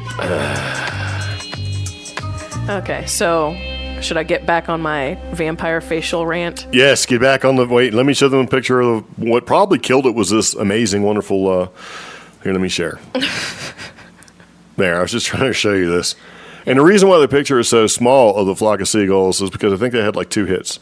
Oh, okay. Yeah, that's about it. But the funny thing is that, one of the guys in the band from this picture looks like kind of like the dude from The Office. Oh. Like that guy right there. Oh, yeah. I don't know what that guy's name was. Remember, he was like the bad guy, and it became the corporate stooge. Yeah. Anyway, we're back, and if you've been listening to Cheap Geek Podcast, very much appreciated. So thanks for tuning in and sticking with us. So let me do this real quick. Boom. We're recording live. Yep. Now recording the podcast live again. Thanks, CenturyLink, for hooking us up with the blistering, not fast internet. So we're back. So continue with your vampire teabag. Vampire, what is it? Vampire facial. Vampire Facebook facial thing. Put it out there for us. So this is a process I got to find some music for that. What's a good music for that? I'm going to smack your finger. Don't smack my fingers. How about some Rubik's Cube? Nice. This is soothing for what I'm about to talk about. But basically, a person's... Actually, I should use the description on here. A patient's own blood is drawn, and then it is reinserted in several stages in their face. And it's shot in between certain dermal layers of the skin. Which is disgusting, and I have a picture on my screen that I don't want to share with you guys. I'll share it. This one right here. Hold on. Okay. So. Gross. Yeah. So. Here. Hold on, I gotta find that. Wait, I got it. I got this. Don't worry about it. I got this. But yeah, your own blood is drawn, and then it is re-put in, and what it's supposed to do is trigger the face to regenerate skin cells faster. It's disgusting. I understand we live in a culture where beauty is everything, but you have to have some standards, and there has to be a limit. Why you would have a medical procedure like this done by someone who is not a doctor I don't understand. I don't understand that process. Well, now we have this problem with, in the news right now, we have these people who are, well, I lost the article when the internet went down. Now I gotta pull it back up. This VIP spa that's here in Albuquerque, Gross. basically, whoever was performing this procedure, they were performing this, they weren't fully licensed. There were a bunch of regulatory violations found during the inspection, which was done only a week or two ago. Several of these violations involved the disposal and storage of needles. Needles that were used in the facials, which are supposed to draw about 2 teaspoons of blood and centrifuge to isolate platelets. And then the material is re-injected into the face. Those needles were not disposed of properly and may have been left out. So they were disposed of in a trash can. There were no records kept of proper waste removal. Samples were collected in proper and approved containers, but they also found that the blood was being poured down in a simple drain that was also supposed to be used for manicures and pedicures. They just dumping the dirty blood in the sink. Yeah. So, and then there was a problem including the kitchen area, which according to the complaint, the area where food was stored and prepared was not kept completely separated from the spa area. And it was also used for the storage of various chemicals, products, and implements that were used during the vampire facial process. So you could have a bag of contaminated spinach right next to the syringe used in your facial. So Gross. Again, why are you having what is technically a medical procedure performed in some podunk spa that offers a Groupon probably? How safe is that? And now, New Mexico, Albuquerque specifically, spas, manicures, pedicures, beauty treatments, very popular in this area. So hundreds, if not thousands of people could have been affected by this. Yep. Stop doing crazy stuff to yourselves, ladies. You're all beautiful in your own way. That's right. Stick to the Sharpie markers. Draw on your Stop eyebrows it. like you're supposed to. This is just horrifying to me. I mean, yeah. Sketch level 9 million. Yeah. Gross. Yeah. So, the seagulls stole our wireless link. That's what I'm going to blame it on. So, but yeah, this is just disgusting. I don't understand why people would go through such extremes and then suffer. I think they're just trusting. They go in there and they go, "Oh, you must know what you're doing." Think about how many people do that with tattoos. Oh yeah, you look legit, right? Yeah. I mean, but you know what though? They're so highly regulated and inspecticated and all the other stuff that there's way less instances. Well, tattoos are highly regulated. That's what I'm saying. And there's a reputation, and I have more trust in tattoo parlors than I do spas. Like, this was years ago. Remember the spas where you could have your feet eaten by fish? Yeah, they eat all of them. Yeah. Do you think they changed out the water? Do you think they brushed each fish's teeth? No. I don't think fish have teeth. You know what? They How probably... about rooster teeth? Stop. I mean, stuff like that. I mean, granted, I think that's I actually kind of liked the fish idea until I thought about it, and I was like, oh, no. I don't want a fish eating on me like that. But that's disgusting, man. And then I thought about it, and I'm like, oh, no, that's terrible. And this is even worse. Why would you even do something like this? I mean... But there were some videos I seen from like Korea or somewhere like that where, these two people have their feet in the water, and all the feet are like gnarling on some people's...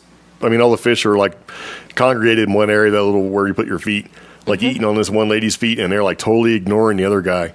And people are like, oh, that guy's feet must stink. Or maybe his feet are super clean, right? And the lady's feet has like these gnarly feet, like the 3 toes coming out of the end of the open-toed sandal, so you can like grab the road and pull yourself forward. You know what I mean? Like sloth, claw toes. Yeah. You ever seen that? Stop it. Yeah. Stop it. Yeah. Got candy corn for toes. Toenails. God. Yeah. Very nice. So gross. Okay, so we like to support local stuff here on the CreepGeeks podcast. And this is something that's actually happening here locally. That's why we call it local. Here in Rio Rancho, where we live. And this is a conference that's being put on by a couple different people. And this is it's kind of an interesting thing. We actually may be going to it. I haven't quite decided if I want to pony up the money. It's really what it boils down to. So we're going to throw it to you guys. If you want to comment in the comments, or if you want to leave a comment or send us an email or something like that, we're going to talk about this conference real quick. And it's, I don't know if it's a big conference or not, but anyways, it's called the Human Origins Conference. It's an annual event that happens. I don't know how many annuals it's happened so far, but it's the Human Origins Conference here in Rio Rancho, New Mexico, where you have lots of interesting topics that you can talk about. Yeah. And by you, I mean the people that get paid to be there. They're going to talk about stuff, and you can listen, but some of the things that they're going to talk about I thought was pretty cool. Yeah. So I figured I would take a second and talk about the Human Origins Conference that's going to be happening in Rio Rancho, and it's going to be, I believe, October 12th and 13th. Oh. At the Rio Rancho and Event Center. It's the Inn. Yeah. The Inn at Rio Rancho and Event Center. And so some of the people are going to be there. We're going to talk about what they're going to talk about, just real quick. Sonia Barrett. Yeah. George J. Haas is going to be there. Oh. Ken Johnston Sr. is going to be there. Brett Collins Shepard. Karen Christine Patrick's going to be there, or Patrice. Yeah. See, I don't like their website because they got this stupid Facebook stuff all on the side. You can't read it all, but that's okay. Anthony and Tammy Chino is going to be there, and Mr. Richard Smith's going to be there. We kind of know Richard Smith from the the New Mexico UFO Paranormal Forum. Yeah. I always get that wrong.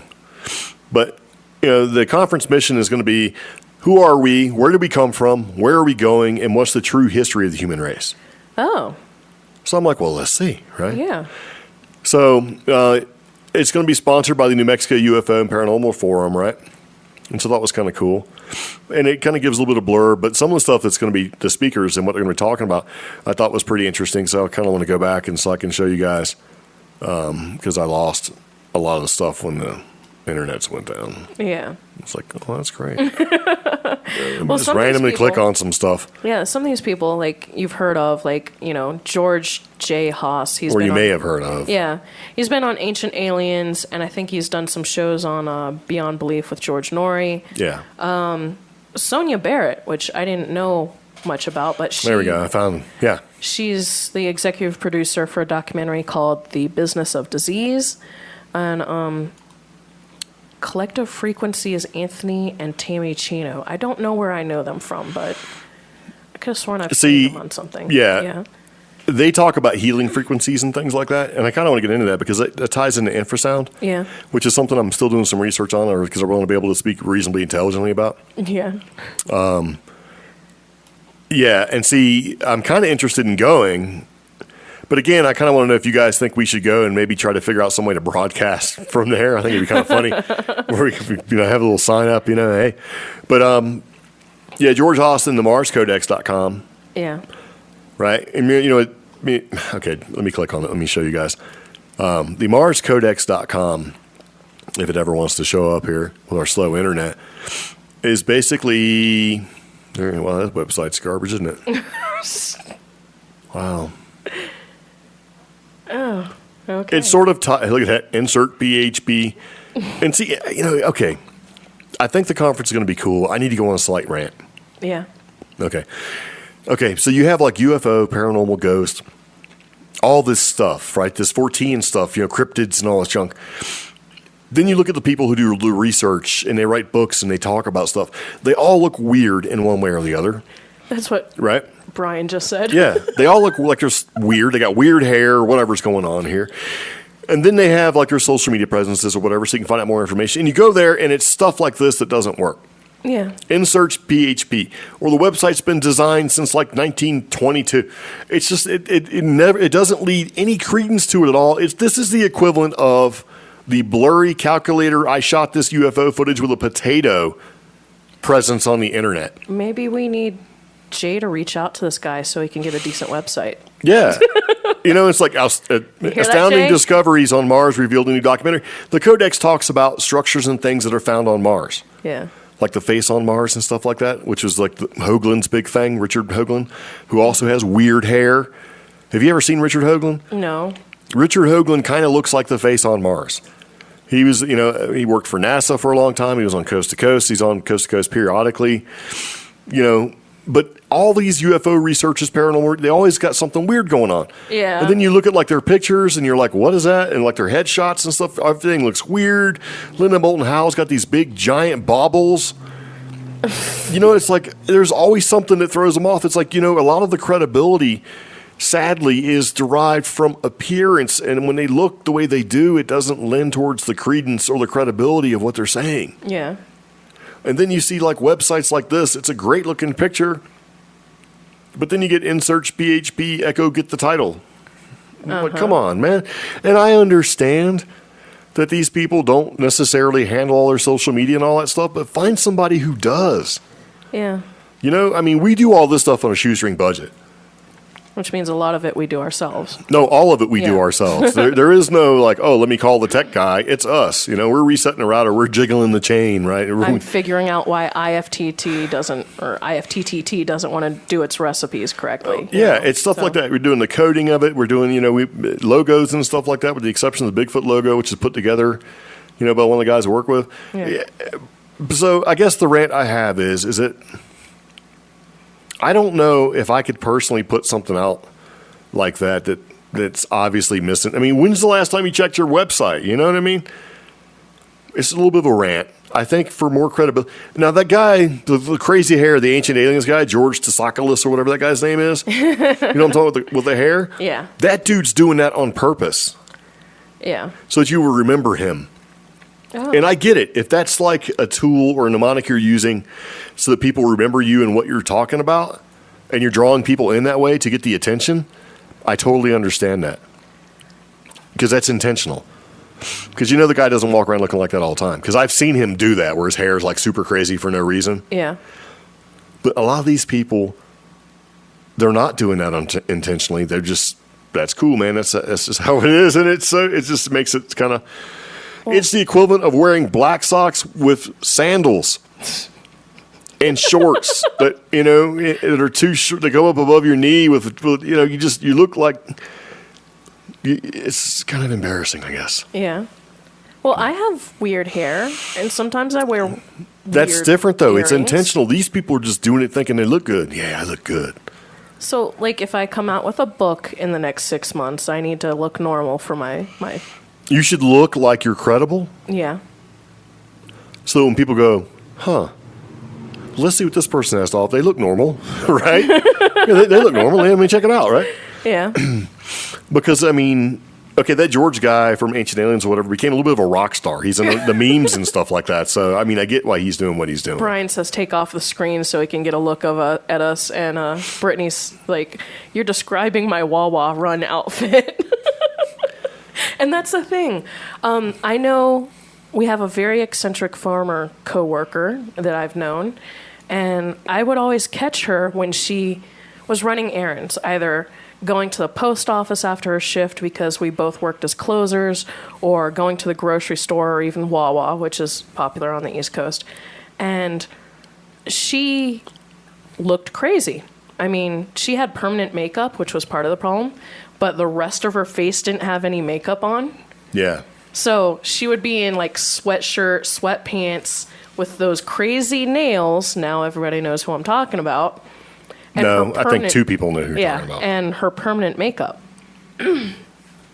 And yeah, it's a little. I don't know. It just kind of bugs me, because and I get it. It's not like they're doctors. You go into a doctor's office. If your doctors kind of look like some of these people, you'd be like, I don't know. But it kind of is what it is. But going back to the conference, okay, which I'm kind of interested in. Yeah. Because you got the Mars Codex. We're talking about the structures and stuff that's happening on Mars, or that is there, which I'm very interested in. I always like that whole face of Mars thing. Then you got this guy, right? And his name, he's an astronaut, right? Yeah. R. Ken Johnston Sr. Let's go to his website and see what happens here. He just has a link. But what is he talking about? Right? Here's his profile. Yeah. Okay, so there's anyway. his website. Yeah. His bio and stuff, but he's talking about the Apollo moon program's smoking gun, right? So if you look at his little book off to the side here where it says Revealing the Dark Mission of NASA, Yeah. I'm kind of interested in that. You know what I mean? So it's like, what? Because, okay, structures on the moon. See what, his website's completely blanked out? Again, his website's trash too. What's going on? But like some of the stuff he's talking about here is the Dark Mission of NASA with the moon base that's there, the huge structures that are there, all of this stuff that was already there from before. Yeah. Right? That's the stuff he's talking about. And he's got the photographs and all that stuff. If you've ever been lost on YouTube and you start looking at, look up strange things on the moon and you just see all this weird stuff. Yeah. Preferably around 2 a.m. so YouTube knows how to feed you the really weird videos. Yeah. Because you go down a rabbit hole and you'll see, there's a picture or footage, obviously, from one of the lunar missions, right? And it goes by and it shows they will draw a little square around it and say, based off this scale, this what could be an alien armada ship is 17 miles long. It's stuff like that, like in a crater. It's just the interesting, because the moon, there's 77 facts about the moon you didn't know. Yeah. And I'll tell you one of them. So if you're still watching, because I can't see if you're watching or not and paying attention or listening to the podcast, in one of the lunar missions, when they took off to get off the moon to return to Earth, they jettison a rocket engine, right? They jettison the rocket engine so they can make the lift to get out and get into space so they can get home. And, of course, it's going to crash down on the moon. Yeah. Now, when you do that here on the Earth, being as the Earth has a solid core or is more solid, you get, a seismic event. This big thing drops, hits the ground, makes a little bit of noise, and it will resonate. In other words, it vibrates for a certain period of time based off what it is. So they drop this or release the rocket motor. It hits the moon, and the moon resonated for 77. It resonated at a certain frequency. Yeah. For about 3 hours. Wow. And in order to give you an idea of how to equate that, if you have a metal desk, and you hit the side of it, it sounds like hitting a drum almost, yeah. And it vibrates for a little while. Whereas if you go hit a wooden desk, it doesn't quite do that so much. It's more solid. So they're saying that the moon is hollow. Oh. And this is not just a made up thing. It resonated for that period of time when it hit it. Yeah. Did you know that? No. Everybody thinks the moon is just this hunk of a rock, and it's not. I kind of thought it was. Oh. No. Okay. But we're going to be doing a podcast where we talk about 77 weird things about the moon. Mm-hmm. So that'll be coming up sometime soon, along with infrasound and a couple other different things. Okay. But yeah, I was really interested in this speaker profile, because he's talking about these structures, the dark mission of NASA and the moon and some of the weird stuff that's on the moon. So I thought that was super cool, man. I'm like, yeah. So are we going to... Do you guys think we should go to this? I know Brian's already got his vote in, but... And here's the funny thing. We can go be a vendor. Yeah. And it doesn't cost as much as going to be an attendee. So. Yeah. Yeah. Should we? Should we not? I think it might be interesting. Well, I kind of want to figure it out. And we can contact Mr. Smith and we can talk to him. And having been somebody who has had to throw events here in New Mexico, I'm a little more nicer as far as my critiquing is concerned. It's very hard to do a lot of this on... Yeah. No, I get it. Yeah. But this lady, Karen Christine Patrick, man. Yeah. She's talking about Anunnaki and the moon. Oh. And see, this ties into the moon because there's a theory that the Anunnaki who were here, the moon hasn't always been here. Everybody thinks that it has since the beginning of time. The moon has been here. No, it hasn't. It hasn't always been here. Right? But because you can go back in recorded time and see where the moon was never here. Uh-huh. And allegedly, these two brothers, reptilian brothers, that are part of, they don't know whether they're reptilian necessarily or Anunnaki, brought the moon here. And when they brought the moon here and anchored it outside our orbit with the Earth and all that stuff, it caused so many problems and this great cataclysmic destruction. And it caused a flood, and it flooded the entire planet in different spots. Okay. Hence the Great Flood. Well, there's several interpretations of the Great Flood. Well, no, there's more than that. There's hundreds. I don't need you to dispute any of this with me. I'm just telling you which one. That this is part of what she wants to, what she's going to talk about. Okay. And it's Anunnaki, the moon, and the underworld, and that a lot of the advanced civilizations before or when the moon actually showed up went underground. Okay. Like reptilians and everything else, and all of that, and that the moon. Okay, here's another factoid for you. One half of the moon, the side of the moon that you do not see, because the moon doesn't rotate, it stays one side. You will always see that one side, hence the dark side of the moon, is of a completely different surface texture than the side that you see. Well, yeah. It's like crystallized and been burned and scored, like it went through atmospheres. It's like, and the moon has radiation on it, like lots of radiation. It's crazy, man. See, but anyway, I don't know. So she's going to talk about Anunnaki and the moon, right, in underground facilities, and which is the deep underground military bases, how it ties into the moon. So I was like, man, I'm pretty interested in that too, right? And then you've got Mr. Colin Shepard, who I'm not exactly sure what he's talking about, but it says 15 minutes with Mars moon space. So he's going to be talking about Mars and the moon, right? Because he said he experienced a time anomaly where, anyway, the digital moon, right? Yeah. So he's talking about the secret base on the moon, if there is one. It's going to be kind of cool. So there's a bunch of different stuff going on here, and then Richard Smith, who has actually wrote, I think, 2 books now. Yeah. Where he talks about the Moor, the Mason, and the Alien, which is a revolutionary perspective on humanity. And I like what he kind of has here for his little thing. See, his is pretty well put together. When you click on it, it goes to the right place, right? Yeah. Well, he also runs the group here locally in New Mexico, and so his stuff put together. Where he talks about the Covenant of Gaia, how do our extraterrestrial visitors actually play into it? The Covenant of Gaia? Yeah. What is the actual significance of the Masonic agenda? The true nature of our existence on this planet. How are the Sasquatch, the Christ, and the Temple of Solomon relevant to our destiny in the modern world? Because a lot of people think that Sasquatch is not just like Sasquatch, but they're actually here to do things on behest of other things. Human degradation, right? And how all of this sort of plays into it. Yeah. And that's really minuscule, and we're not even scratching anything about what he talks about. Wow. So, I mean, this is kind of neat. We're talking about, like, face on Mars stuff, hidden moon bases, how all that stuff, how the Anunnaki, all that affects the moon. We're talking about some NASA's secret dirty cover-up stuff on the moon. I mean, all this stuff is stuff that I like. I'm like, ooh, this is going to be great. And then, you also have harmonic and healing frequencies. Yeah. All sort of ties in, doesn't it? Kind of crazy. Sure. You don't even care anymore. No, I want to know how many people are going to attend this, and our a couple hundred. Our subscribers are very. What? They have some feedback about this conference, so. I don't like Karen's glasses. Okay, that's all the feedback we got, right? No, Brian thinks that Mr. George J. Haas's mustache. Okay, so now they're critiquing the appearance of the people, which is probably my fault from going on a little tangent there. I like that. George Haas's mustache pisses me off. That's kind of funny.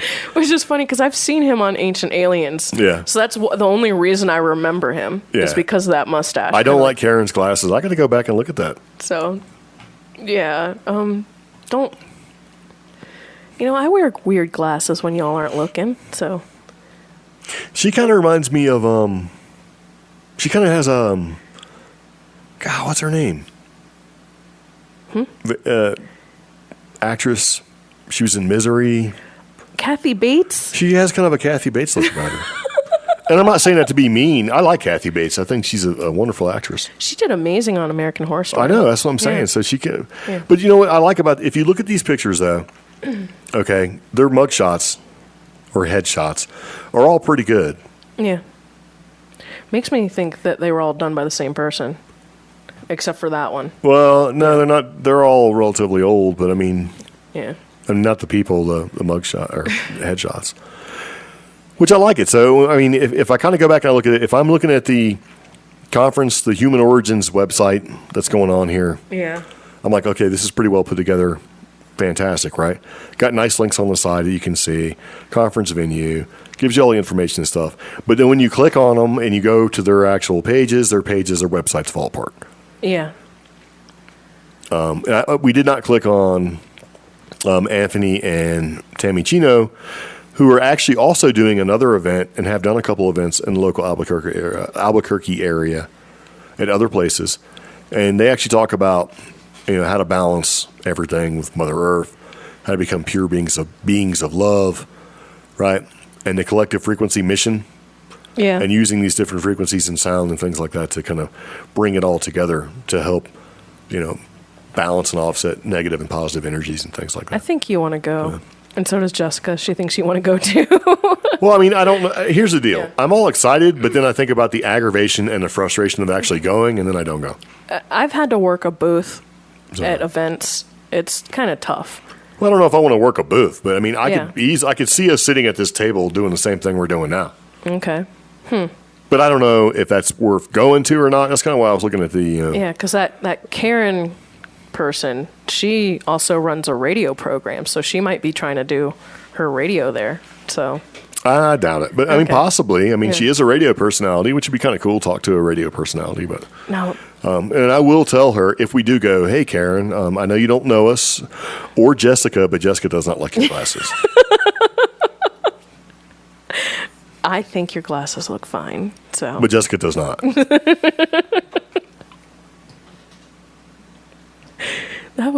She doesn't like your glasses at all. That would just blow certain people's minds. Be like, what? Who is this Jessica? Because we're going to this extraordinary conference about extraordinary subjects, and we're going to walk up and tell her some mundane criticism. It's okay. I don't know if you know this or not, but somebody doesn't like your glasses. You know what? And it's funny. I'm not going to tell you it's Jessica. I clicked on the link for tickets, and it took me to another link. Apparently, October is the month for all the interesting conferences. Yes, which is what I was going to bring up. There is a ton of stuff, and what we're going to do on CreepGeeks.com, we're going to put individual links to all these weird New Mexico events that are happening all in the same week. Or in the same 2 weeks, it seems like. Yeah. Which makes sense because a lot of stuff happens here. Because what also happens here the first weekend in October, two things. What? Here in New Mexico. The Balloon Fiesta, and you can go to the Trinity site where they exploded the first atomic bomb. Ooh. Which we've already gone to, but we might go back again. Yeah. So, there you go. So, yeah. Wow, there's a lot of interesting events. I know. Some of these we're not going to go to, though, because I'm already looking at locations for them. And I've had to scope some of these places. So. Yeah, but we're not working them. Oh, I mean, even attending them is a bit of a risk as far as where they're at. Oh. Like this Human Origins one, that's a good place. I've actually been to that location. I thought it was great to hold an event. My old boss, not so much. Yeah, this would be a nice event to go to. But which one? Human Origins? Yeah.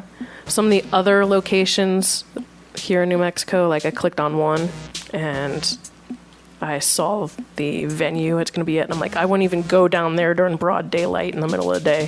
What? So, yeah, but that's just me. Yeah, I don't want to go. Way to sell the city. I don't want to go to talk about aliens and end up having my car jacked. So that's true. Yeah. Jessica says, tell her she needs to know. I will tell her. If we go, I will let her know. Hey, not for nothing, but yeah. So I don't know. It's something that might want to talk about. Yeah. Maybe we'll talk to Mr. Smith and see what he thinks. Yeah. Out of all the people that are on this list, I would click on him if you're interested. Click on his link. Yeah. And talk to him. He's a real nice guy. Yeah. Yes. He'll reach out to you. But yeah, if we went to be a vendor, I don't know if we have to actually sell something. But we do have swag. Yeah. So, maybe we could sell that or something. What do you think? Okay. Well, vendor, I mean, what are we going to do? I don't know what kind of vendor they expect, like to actually sell stuff. But it is a family-friendly event, so if you want to go and you're worried about bringing family, don't, because they're pretty hardcore with that kind of stuff. So, what do you mean? As in, you need to be on the up and up. It's for family, so anything untoward or weird, you're probably not going to be able to sell there. You know what I mean? Yeah. So it'd just be a matter of making it family safe. You know what I mean? Well, I mean, you're not going to go sell inappropriate things, I would think. Which some vendors don't care about, and they certainly will. They'll sell whatever. And so they're pretty specific, saying this is family friendly. They will kick you out. I had to work events here in Albuquerque for a while, and it just shocked me some of the things people would try to sell. Yeah. So, yeah. I mean, yeah. I don't know. So anyway, if we do go, we'll see if we can sell some of this stuff. Yeah. So we actually have some swag, like stickers, and some people have bought shirts and sweatshirts and things like that. Yeah. So if you're interested in that kind of thing, we do have the CreepGeeks podcast store where you can buy like a sweatshirt or a coffee cup or a couple different things. And depending on which one you click on and buy, money goes to the ASPCA. Yes. As a donation, and with that you get free shipping. And the other ones you click on don't. And honestly, I have no idea how to separate what from what on this thing. So, and a lot of this was created as a means for me to have a cool sweatshirt. And full disclosure, man, I'm like, you know what? Why do I want to go spend like $20 on a T-shirt when it doesn't have anything on there that I want to see? Yeah. So I was like, man, I could make a T-shirt and sell it for less than it cost me to go buy a T-shirt from a store. Yeah. You know, like, I mean, REI and places like that. Are you kidding me? How much this shirt? So, yeah. But if you think your shirt's cool and you want to pick one up, go for it. There's a link in the show notes if you'd like. There's also a link on Facebooks and all that good stuff. So, yeah, I'm not going to tell you what it is. For you audio podcast listeners, if you hit the show notes, you can see it, or you can send us an email at greg@creepgeeks.com, and we'll just send you a link. So we're not out there like saying, please buy our merch. Yeah. Buy our merch. But, yeah, some of it is pretty cool. I do like the logo quite a bit. I like both logos, as a matter of fact. I like the square one that's on the business card that I handed you that you threw away, and the round Bigfoot thing. Here's this one. Yeah. So, and I didn't bring like the ones back here. I didn't bring all our swag. What? The new merchandise that we got. Yeah, sure didn't. So it's we have way over there. We have stuff. Should I go get it? No, I'm not going to go get it. But, okay. We have stuff. Yes. Maybe we could bring that. We will. Next podcast, we'll talk about merch. I guess, I don't know. So I am going to do, I think, especially before the holidays, a crazy, like, huge discount. Oh. Yeah, like the biggest discount I figured out based off the person or the company we're using to make this stuff is like 35% in free shipping. Ooh. Yeah. So, which is pretty good because, I mean, the way the prices are, you know, they are what they are, but to give you 35% off and free shipping. So, we're trying to figure that out. Anyway, back to the podcast. Just to kind of throw that out there for you, just in case you were curious and we were talking about vending and things like that. Yeah. So maybe we could like bring one sweatshirt and lay it on the table and say, hey, if you're willing to buy this, go here. But, actually, I'll just build a QR code that'll take them straight to it as soon as I scan it. Well, dang. Yeah. You should do that for us so that people sitting here watching the show at home can just put their phones up to the screen. Okay. Because some people like to watch it on the big screen, so they have to go up and like get right up on it. That'd be kind of funny. But yeah, anyway. So back to the podcast. But yeah, the Human Origins Conference in Rio Rancho. Is it Human Origins? Yes. I always get this, yeah. Human. Should we go? Should we not go? What do you think? I'm leaning towards going. As a vendor? Yeah, I'll work the vendor booth, and then if you want the ticket to sit in, that's fine. Well, if we do the vendor thing, I think we both get tickets. But the booth has to be manned. Yeah. So, but yeah, I'm totally down. Like, I want to see some of these cool pictures and stuff. So, I don't know. We'll see. We'll see what happens. It's we got some time to think about it. So, anyway, back to the podcast. Okay. So, wait, are we done? Is that it? No, we still have. Just do it. Just talk. I'm busy doing something else. Okay. Okay, so this is kind of just going into our stupid news for the week. I was busy building a QR code. Why don't you do that after the show? Okay. So how about that? A Missouri town gets a new newspaper. So cue the giggling.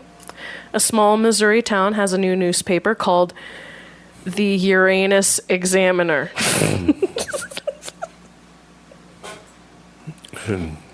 It's not that funny. I think it is.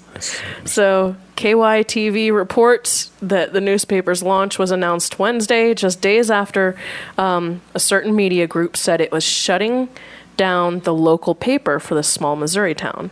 The new publication's editor, Natalie Sanders, led the Daily Guide before leaving in June, and now she's starting a fun paper that will include local news and promote tourism of the town of Uranus, which is pronounced the way Uranus. Self-respecting class clown would say it, and that's right, because Uranus sits along... Have you been to Uranus?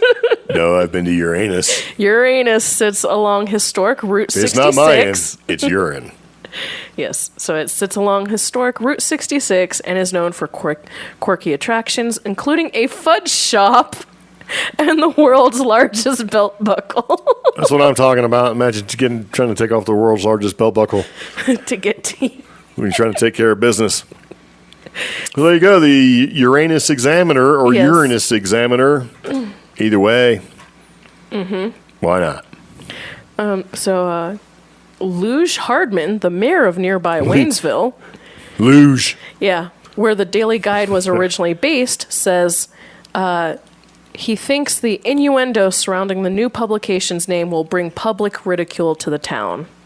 I hope so. And then immediately after that, the story has been corrected to delete a reference to Luge Hardman as a he.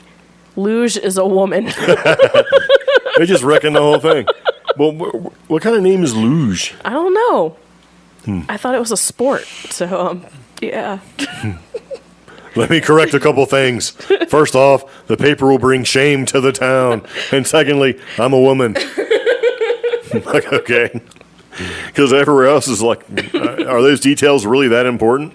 Yeah. Maybe. I guess if you're a small town, people are probably making fun of you. Like, they got you down as being a dude, Luge. Yeah. It's ridiculous. And then the last bit of stupid news happened in my home state, Virginia, in Roanoke. It's Commonwealth. Yes. Okay, fine. It's a Commonwealth. There's a difference. Anyways, title of this article, Left Behind. Oh, God. Okay, well, it doesn't work if you're just going to laugh about it. You got to tell them. Thieves raid Virginia store of all right foot shoes. Why? I don't know. Did they not know? Did they hit a display cabinet and just take all the shoes and go, ha ha? This article, which is only 3 paragraphs long to start with, is just riddled with puns. Try walking a mile in these shoes. The Roanoke Times reports a Virginia shoe store lost mostly shoes designed for the right foot over the course of 2 break-ins this summer. Wait, so this has happened twice? Yes.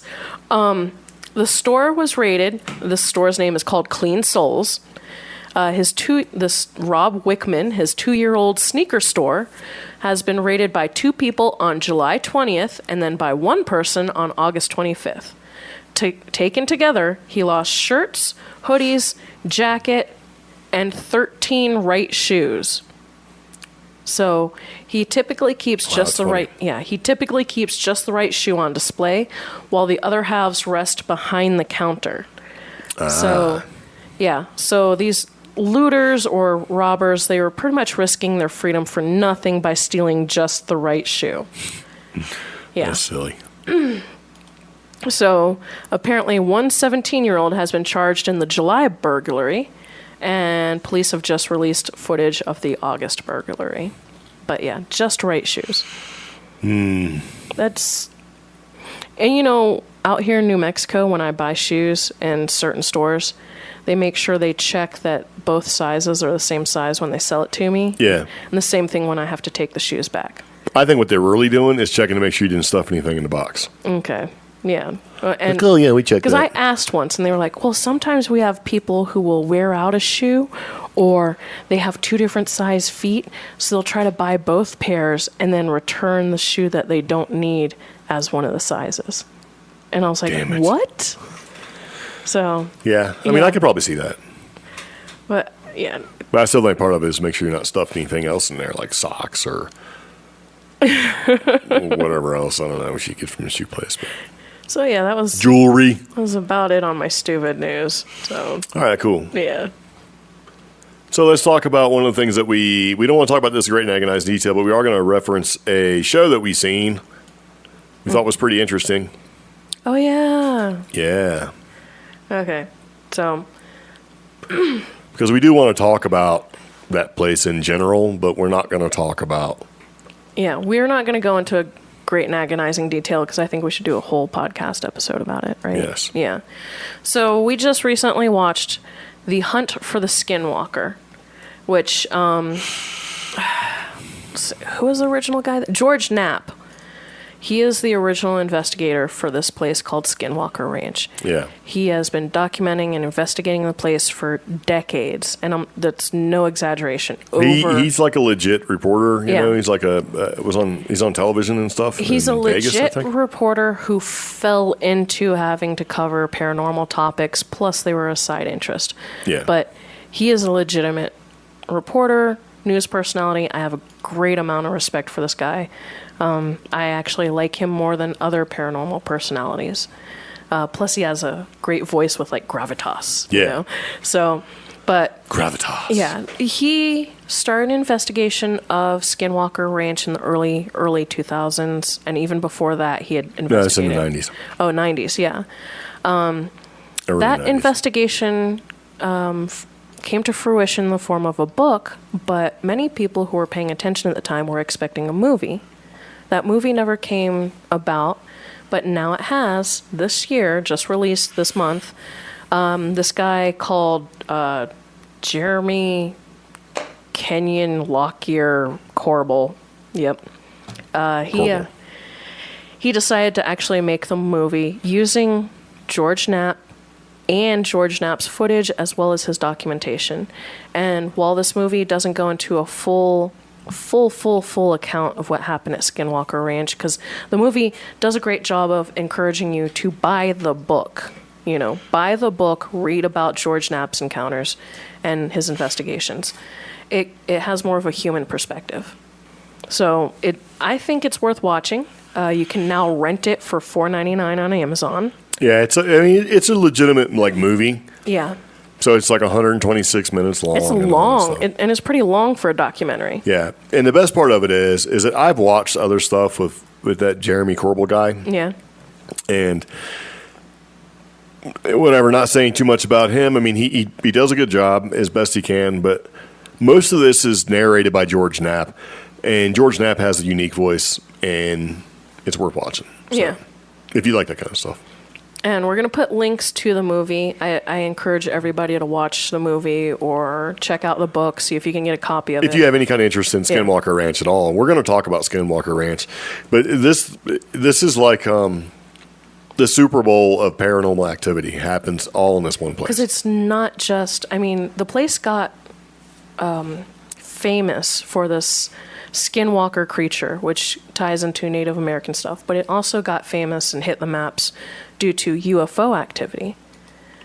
Well, that's just scratching the surface. There's so much more about this spooky, terrifying place that I would love to know more about. And I don't know if we could visit ley lines, portals, paranormal stuff. Dogmen. Bigfoot, all that stuff, cattle mutilations, creatures that come from missing native time, beliefs, UFO stuff. Yeah, everything's like all wrapped in, and it's all and it all seems investigated by the government. I mean, seriously, the government gave money. And that broke news last year. Yeah. Like the New York Times did an article on this place. That's why this movie came out, is because when the New York Times broke the news about the government spending $30 million to investigate UFOs and in some cases paranormal activity, they were trying to see what would happen. And when the reaction was relatively positive and not like, oh my God, then they went ahead and put this together real quick and released it. But it's funny, I will say one thing about this. In this movie, one of the primaries, I won't say who it is, George Knapp, basically said that what you've seen on TV and what they announced in the press conference about, setting $30 million aside to investigate this kind of thing, that's just the tip of the iceberg. That there's other programs in place and have been in place for a long time and investigating this kind of thing. At least 2 programs that are still active. Yeah. And then one thing that really struck me in the movie is something that we actually talked about earlier on the podcast: exposure to radiation and the possibility that some sort of health effects. They even bring up like a Taos hum. Yeah. And infrasound. Yeah. But this movie, spoiler, there is some interviews with people who have suffered health consequences from Skinwalker Ranch. Yeah. And it does tie into some of the theories we have about New Mexico. Granted, Skinwalker Ranch isn't in New Mexico, but it's interesting how possible government projects are causing these long-term health effects to the native people who live like right next to this place. Well, unknown. They don't know if it's government or not. It's unknown. So excuse me. But anyway, worth watching. You should check it out. We watched it when it first came out, so I actually spent, I think, what was it, $9.99 and actually bought it. You spent $11.99. $11.99 of my own money and bought it. Yeah. And now you can rent it for $4.99. It's worth the $4.99. Yeah, it's definitely worth it. And then the book, it's available on Amazon or any place that you buy books from. So, yeah. Yeah, like bookstores.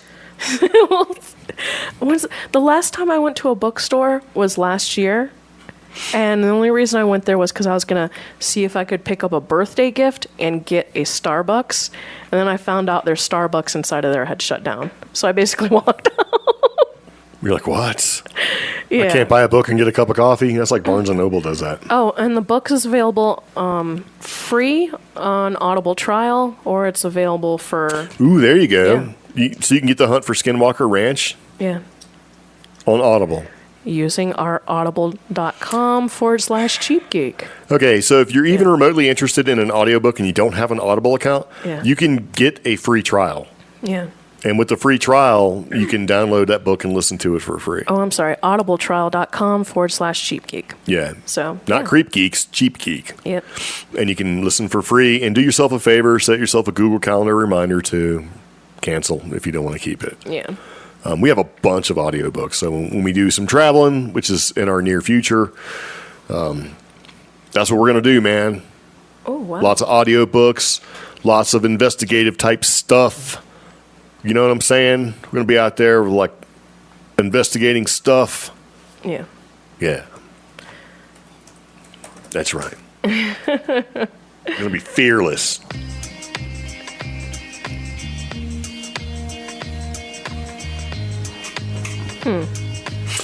Okay, so we're getting ready to wrap up the podcast. Yeah. We've been talking for quite a while now. We've had, it's funny. We start talking about all this stuff, and what happens? Power goes out, right? Yeah. The internet turned off. All the scary stuff, right? Something crashes. Something just keeps happening. So, yeah. But, be sure to join us next time. Links are in the show notes as well as at the bottom of the YouTube live video. First on, I need to address something real quick. Yeah. Brittany says, and I blame y'all for the weird hair. Like, as in she thinks she has weird hair. She doesn't. I know. She has very nice hair. Yeah. I'm going to blame her for the lack of a brush. You know those unbreakable combs? Yeah. Well, I had to comb her hair. Yeah. It was my job, comb her hair. I broke that unbreakable comb. It thing snapped like a twig on the back of this kid's head. Well, your kids have good hair. I know, but I'm like this, unbreakable comb. Just like that. My hair is just whatever. Like, that's it. I have a bunch of nieces who are all gingers. I'm not complaining. I still have hair. And it's not on my back. It's still on my head, man. That's all I got. Brian says our phone number is wrong on the screen. Really? Is it? What's our phone number? It might be. What the heck?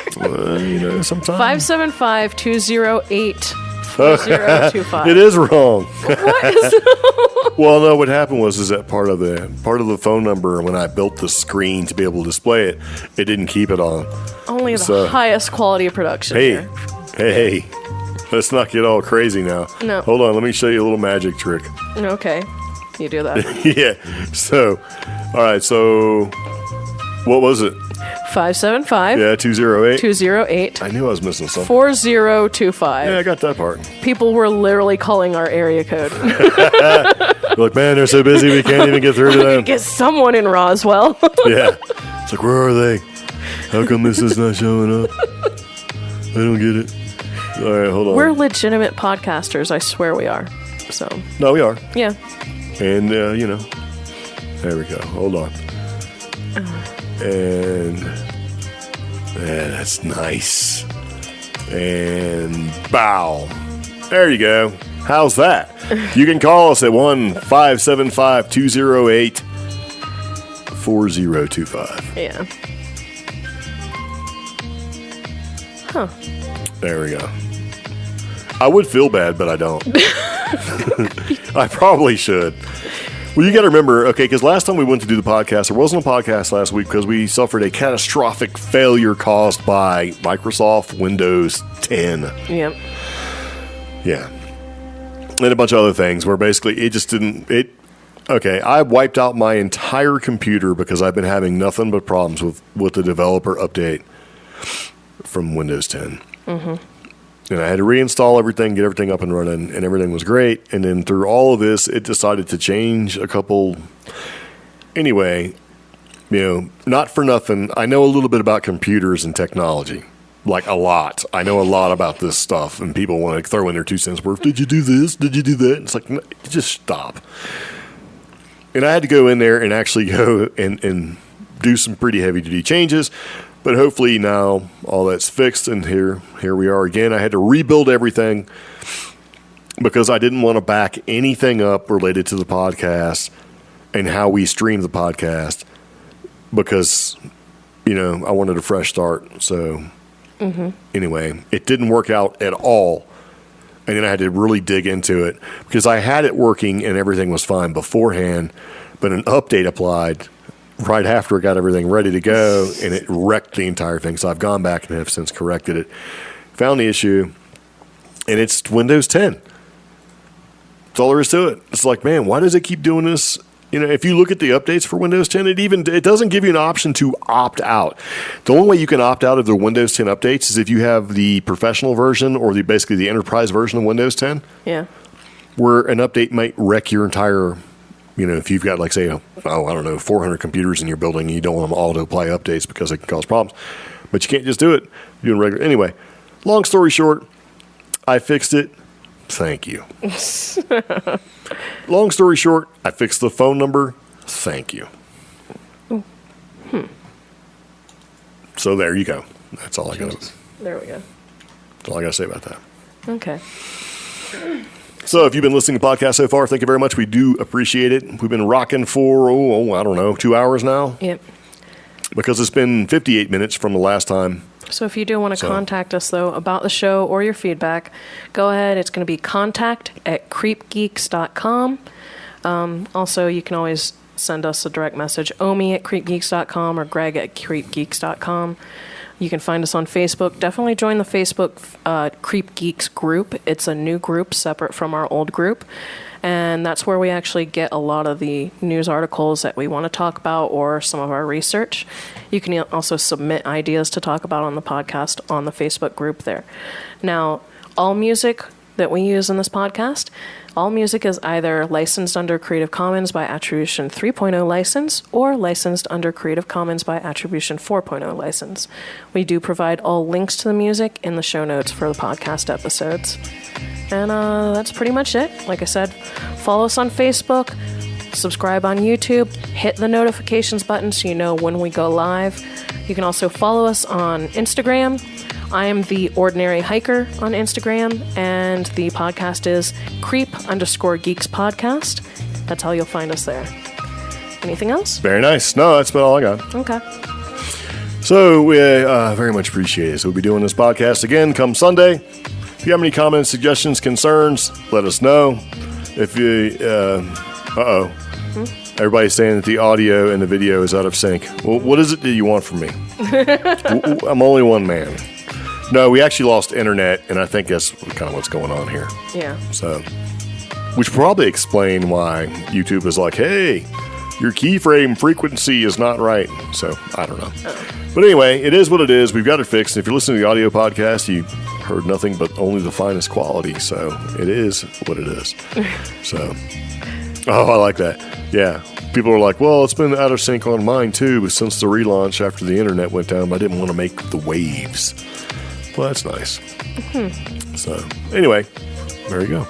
You got anything else? Is that it? No, that's it. Cool. All right. Well, thank you very much. See you later. Take it easy. Bye-bye. Bye.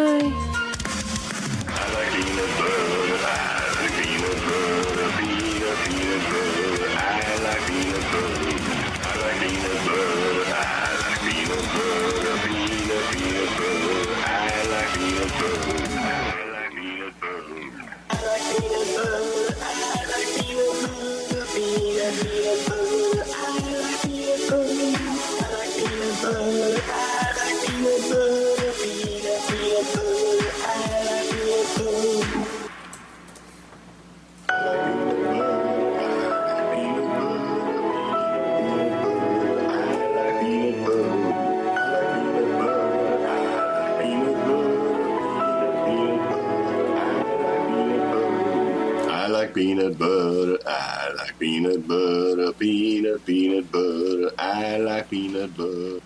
I like peanut butter, I like peanut butter, peanut butter, I like peanut butter.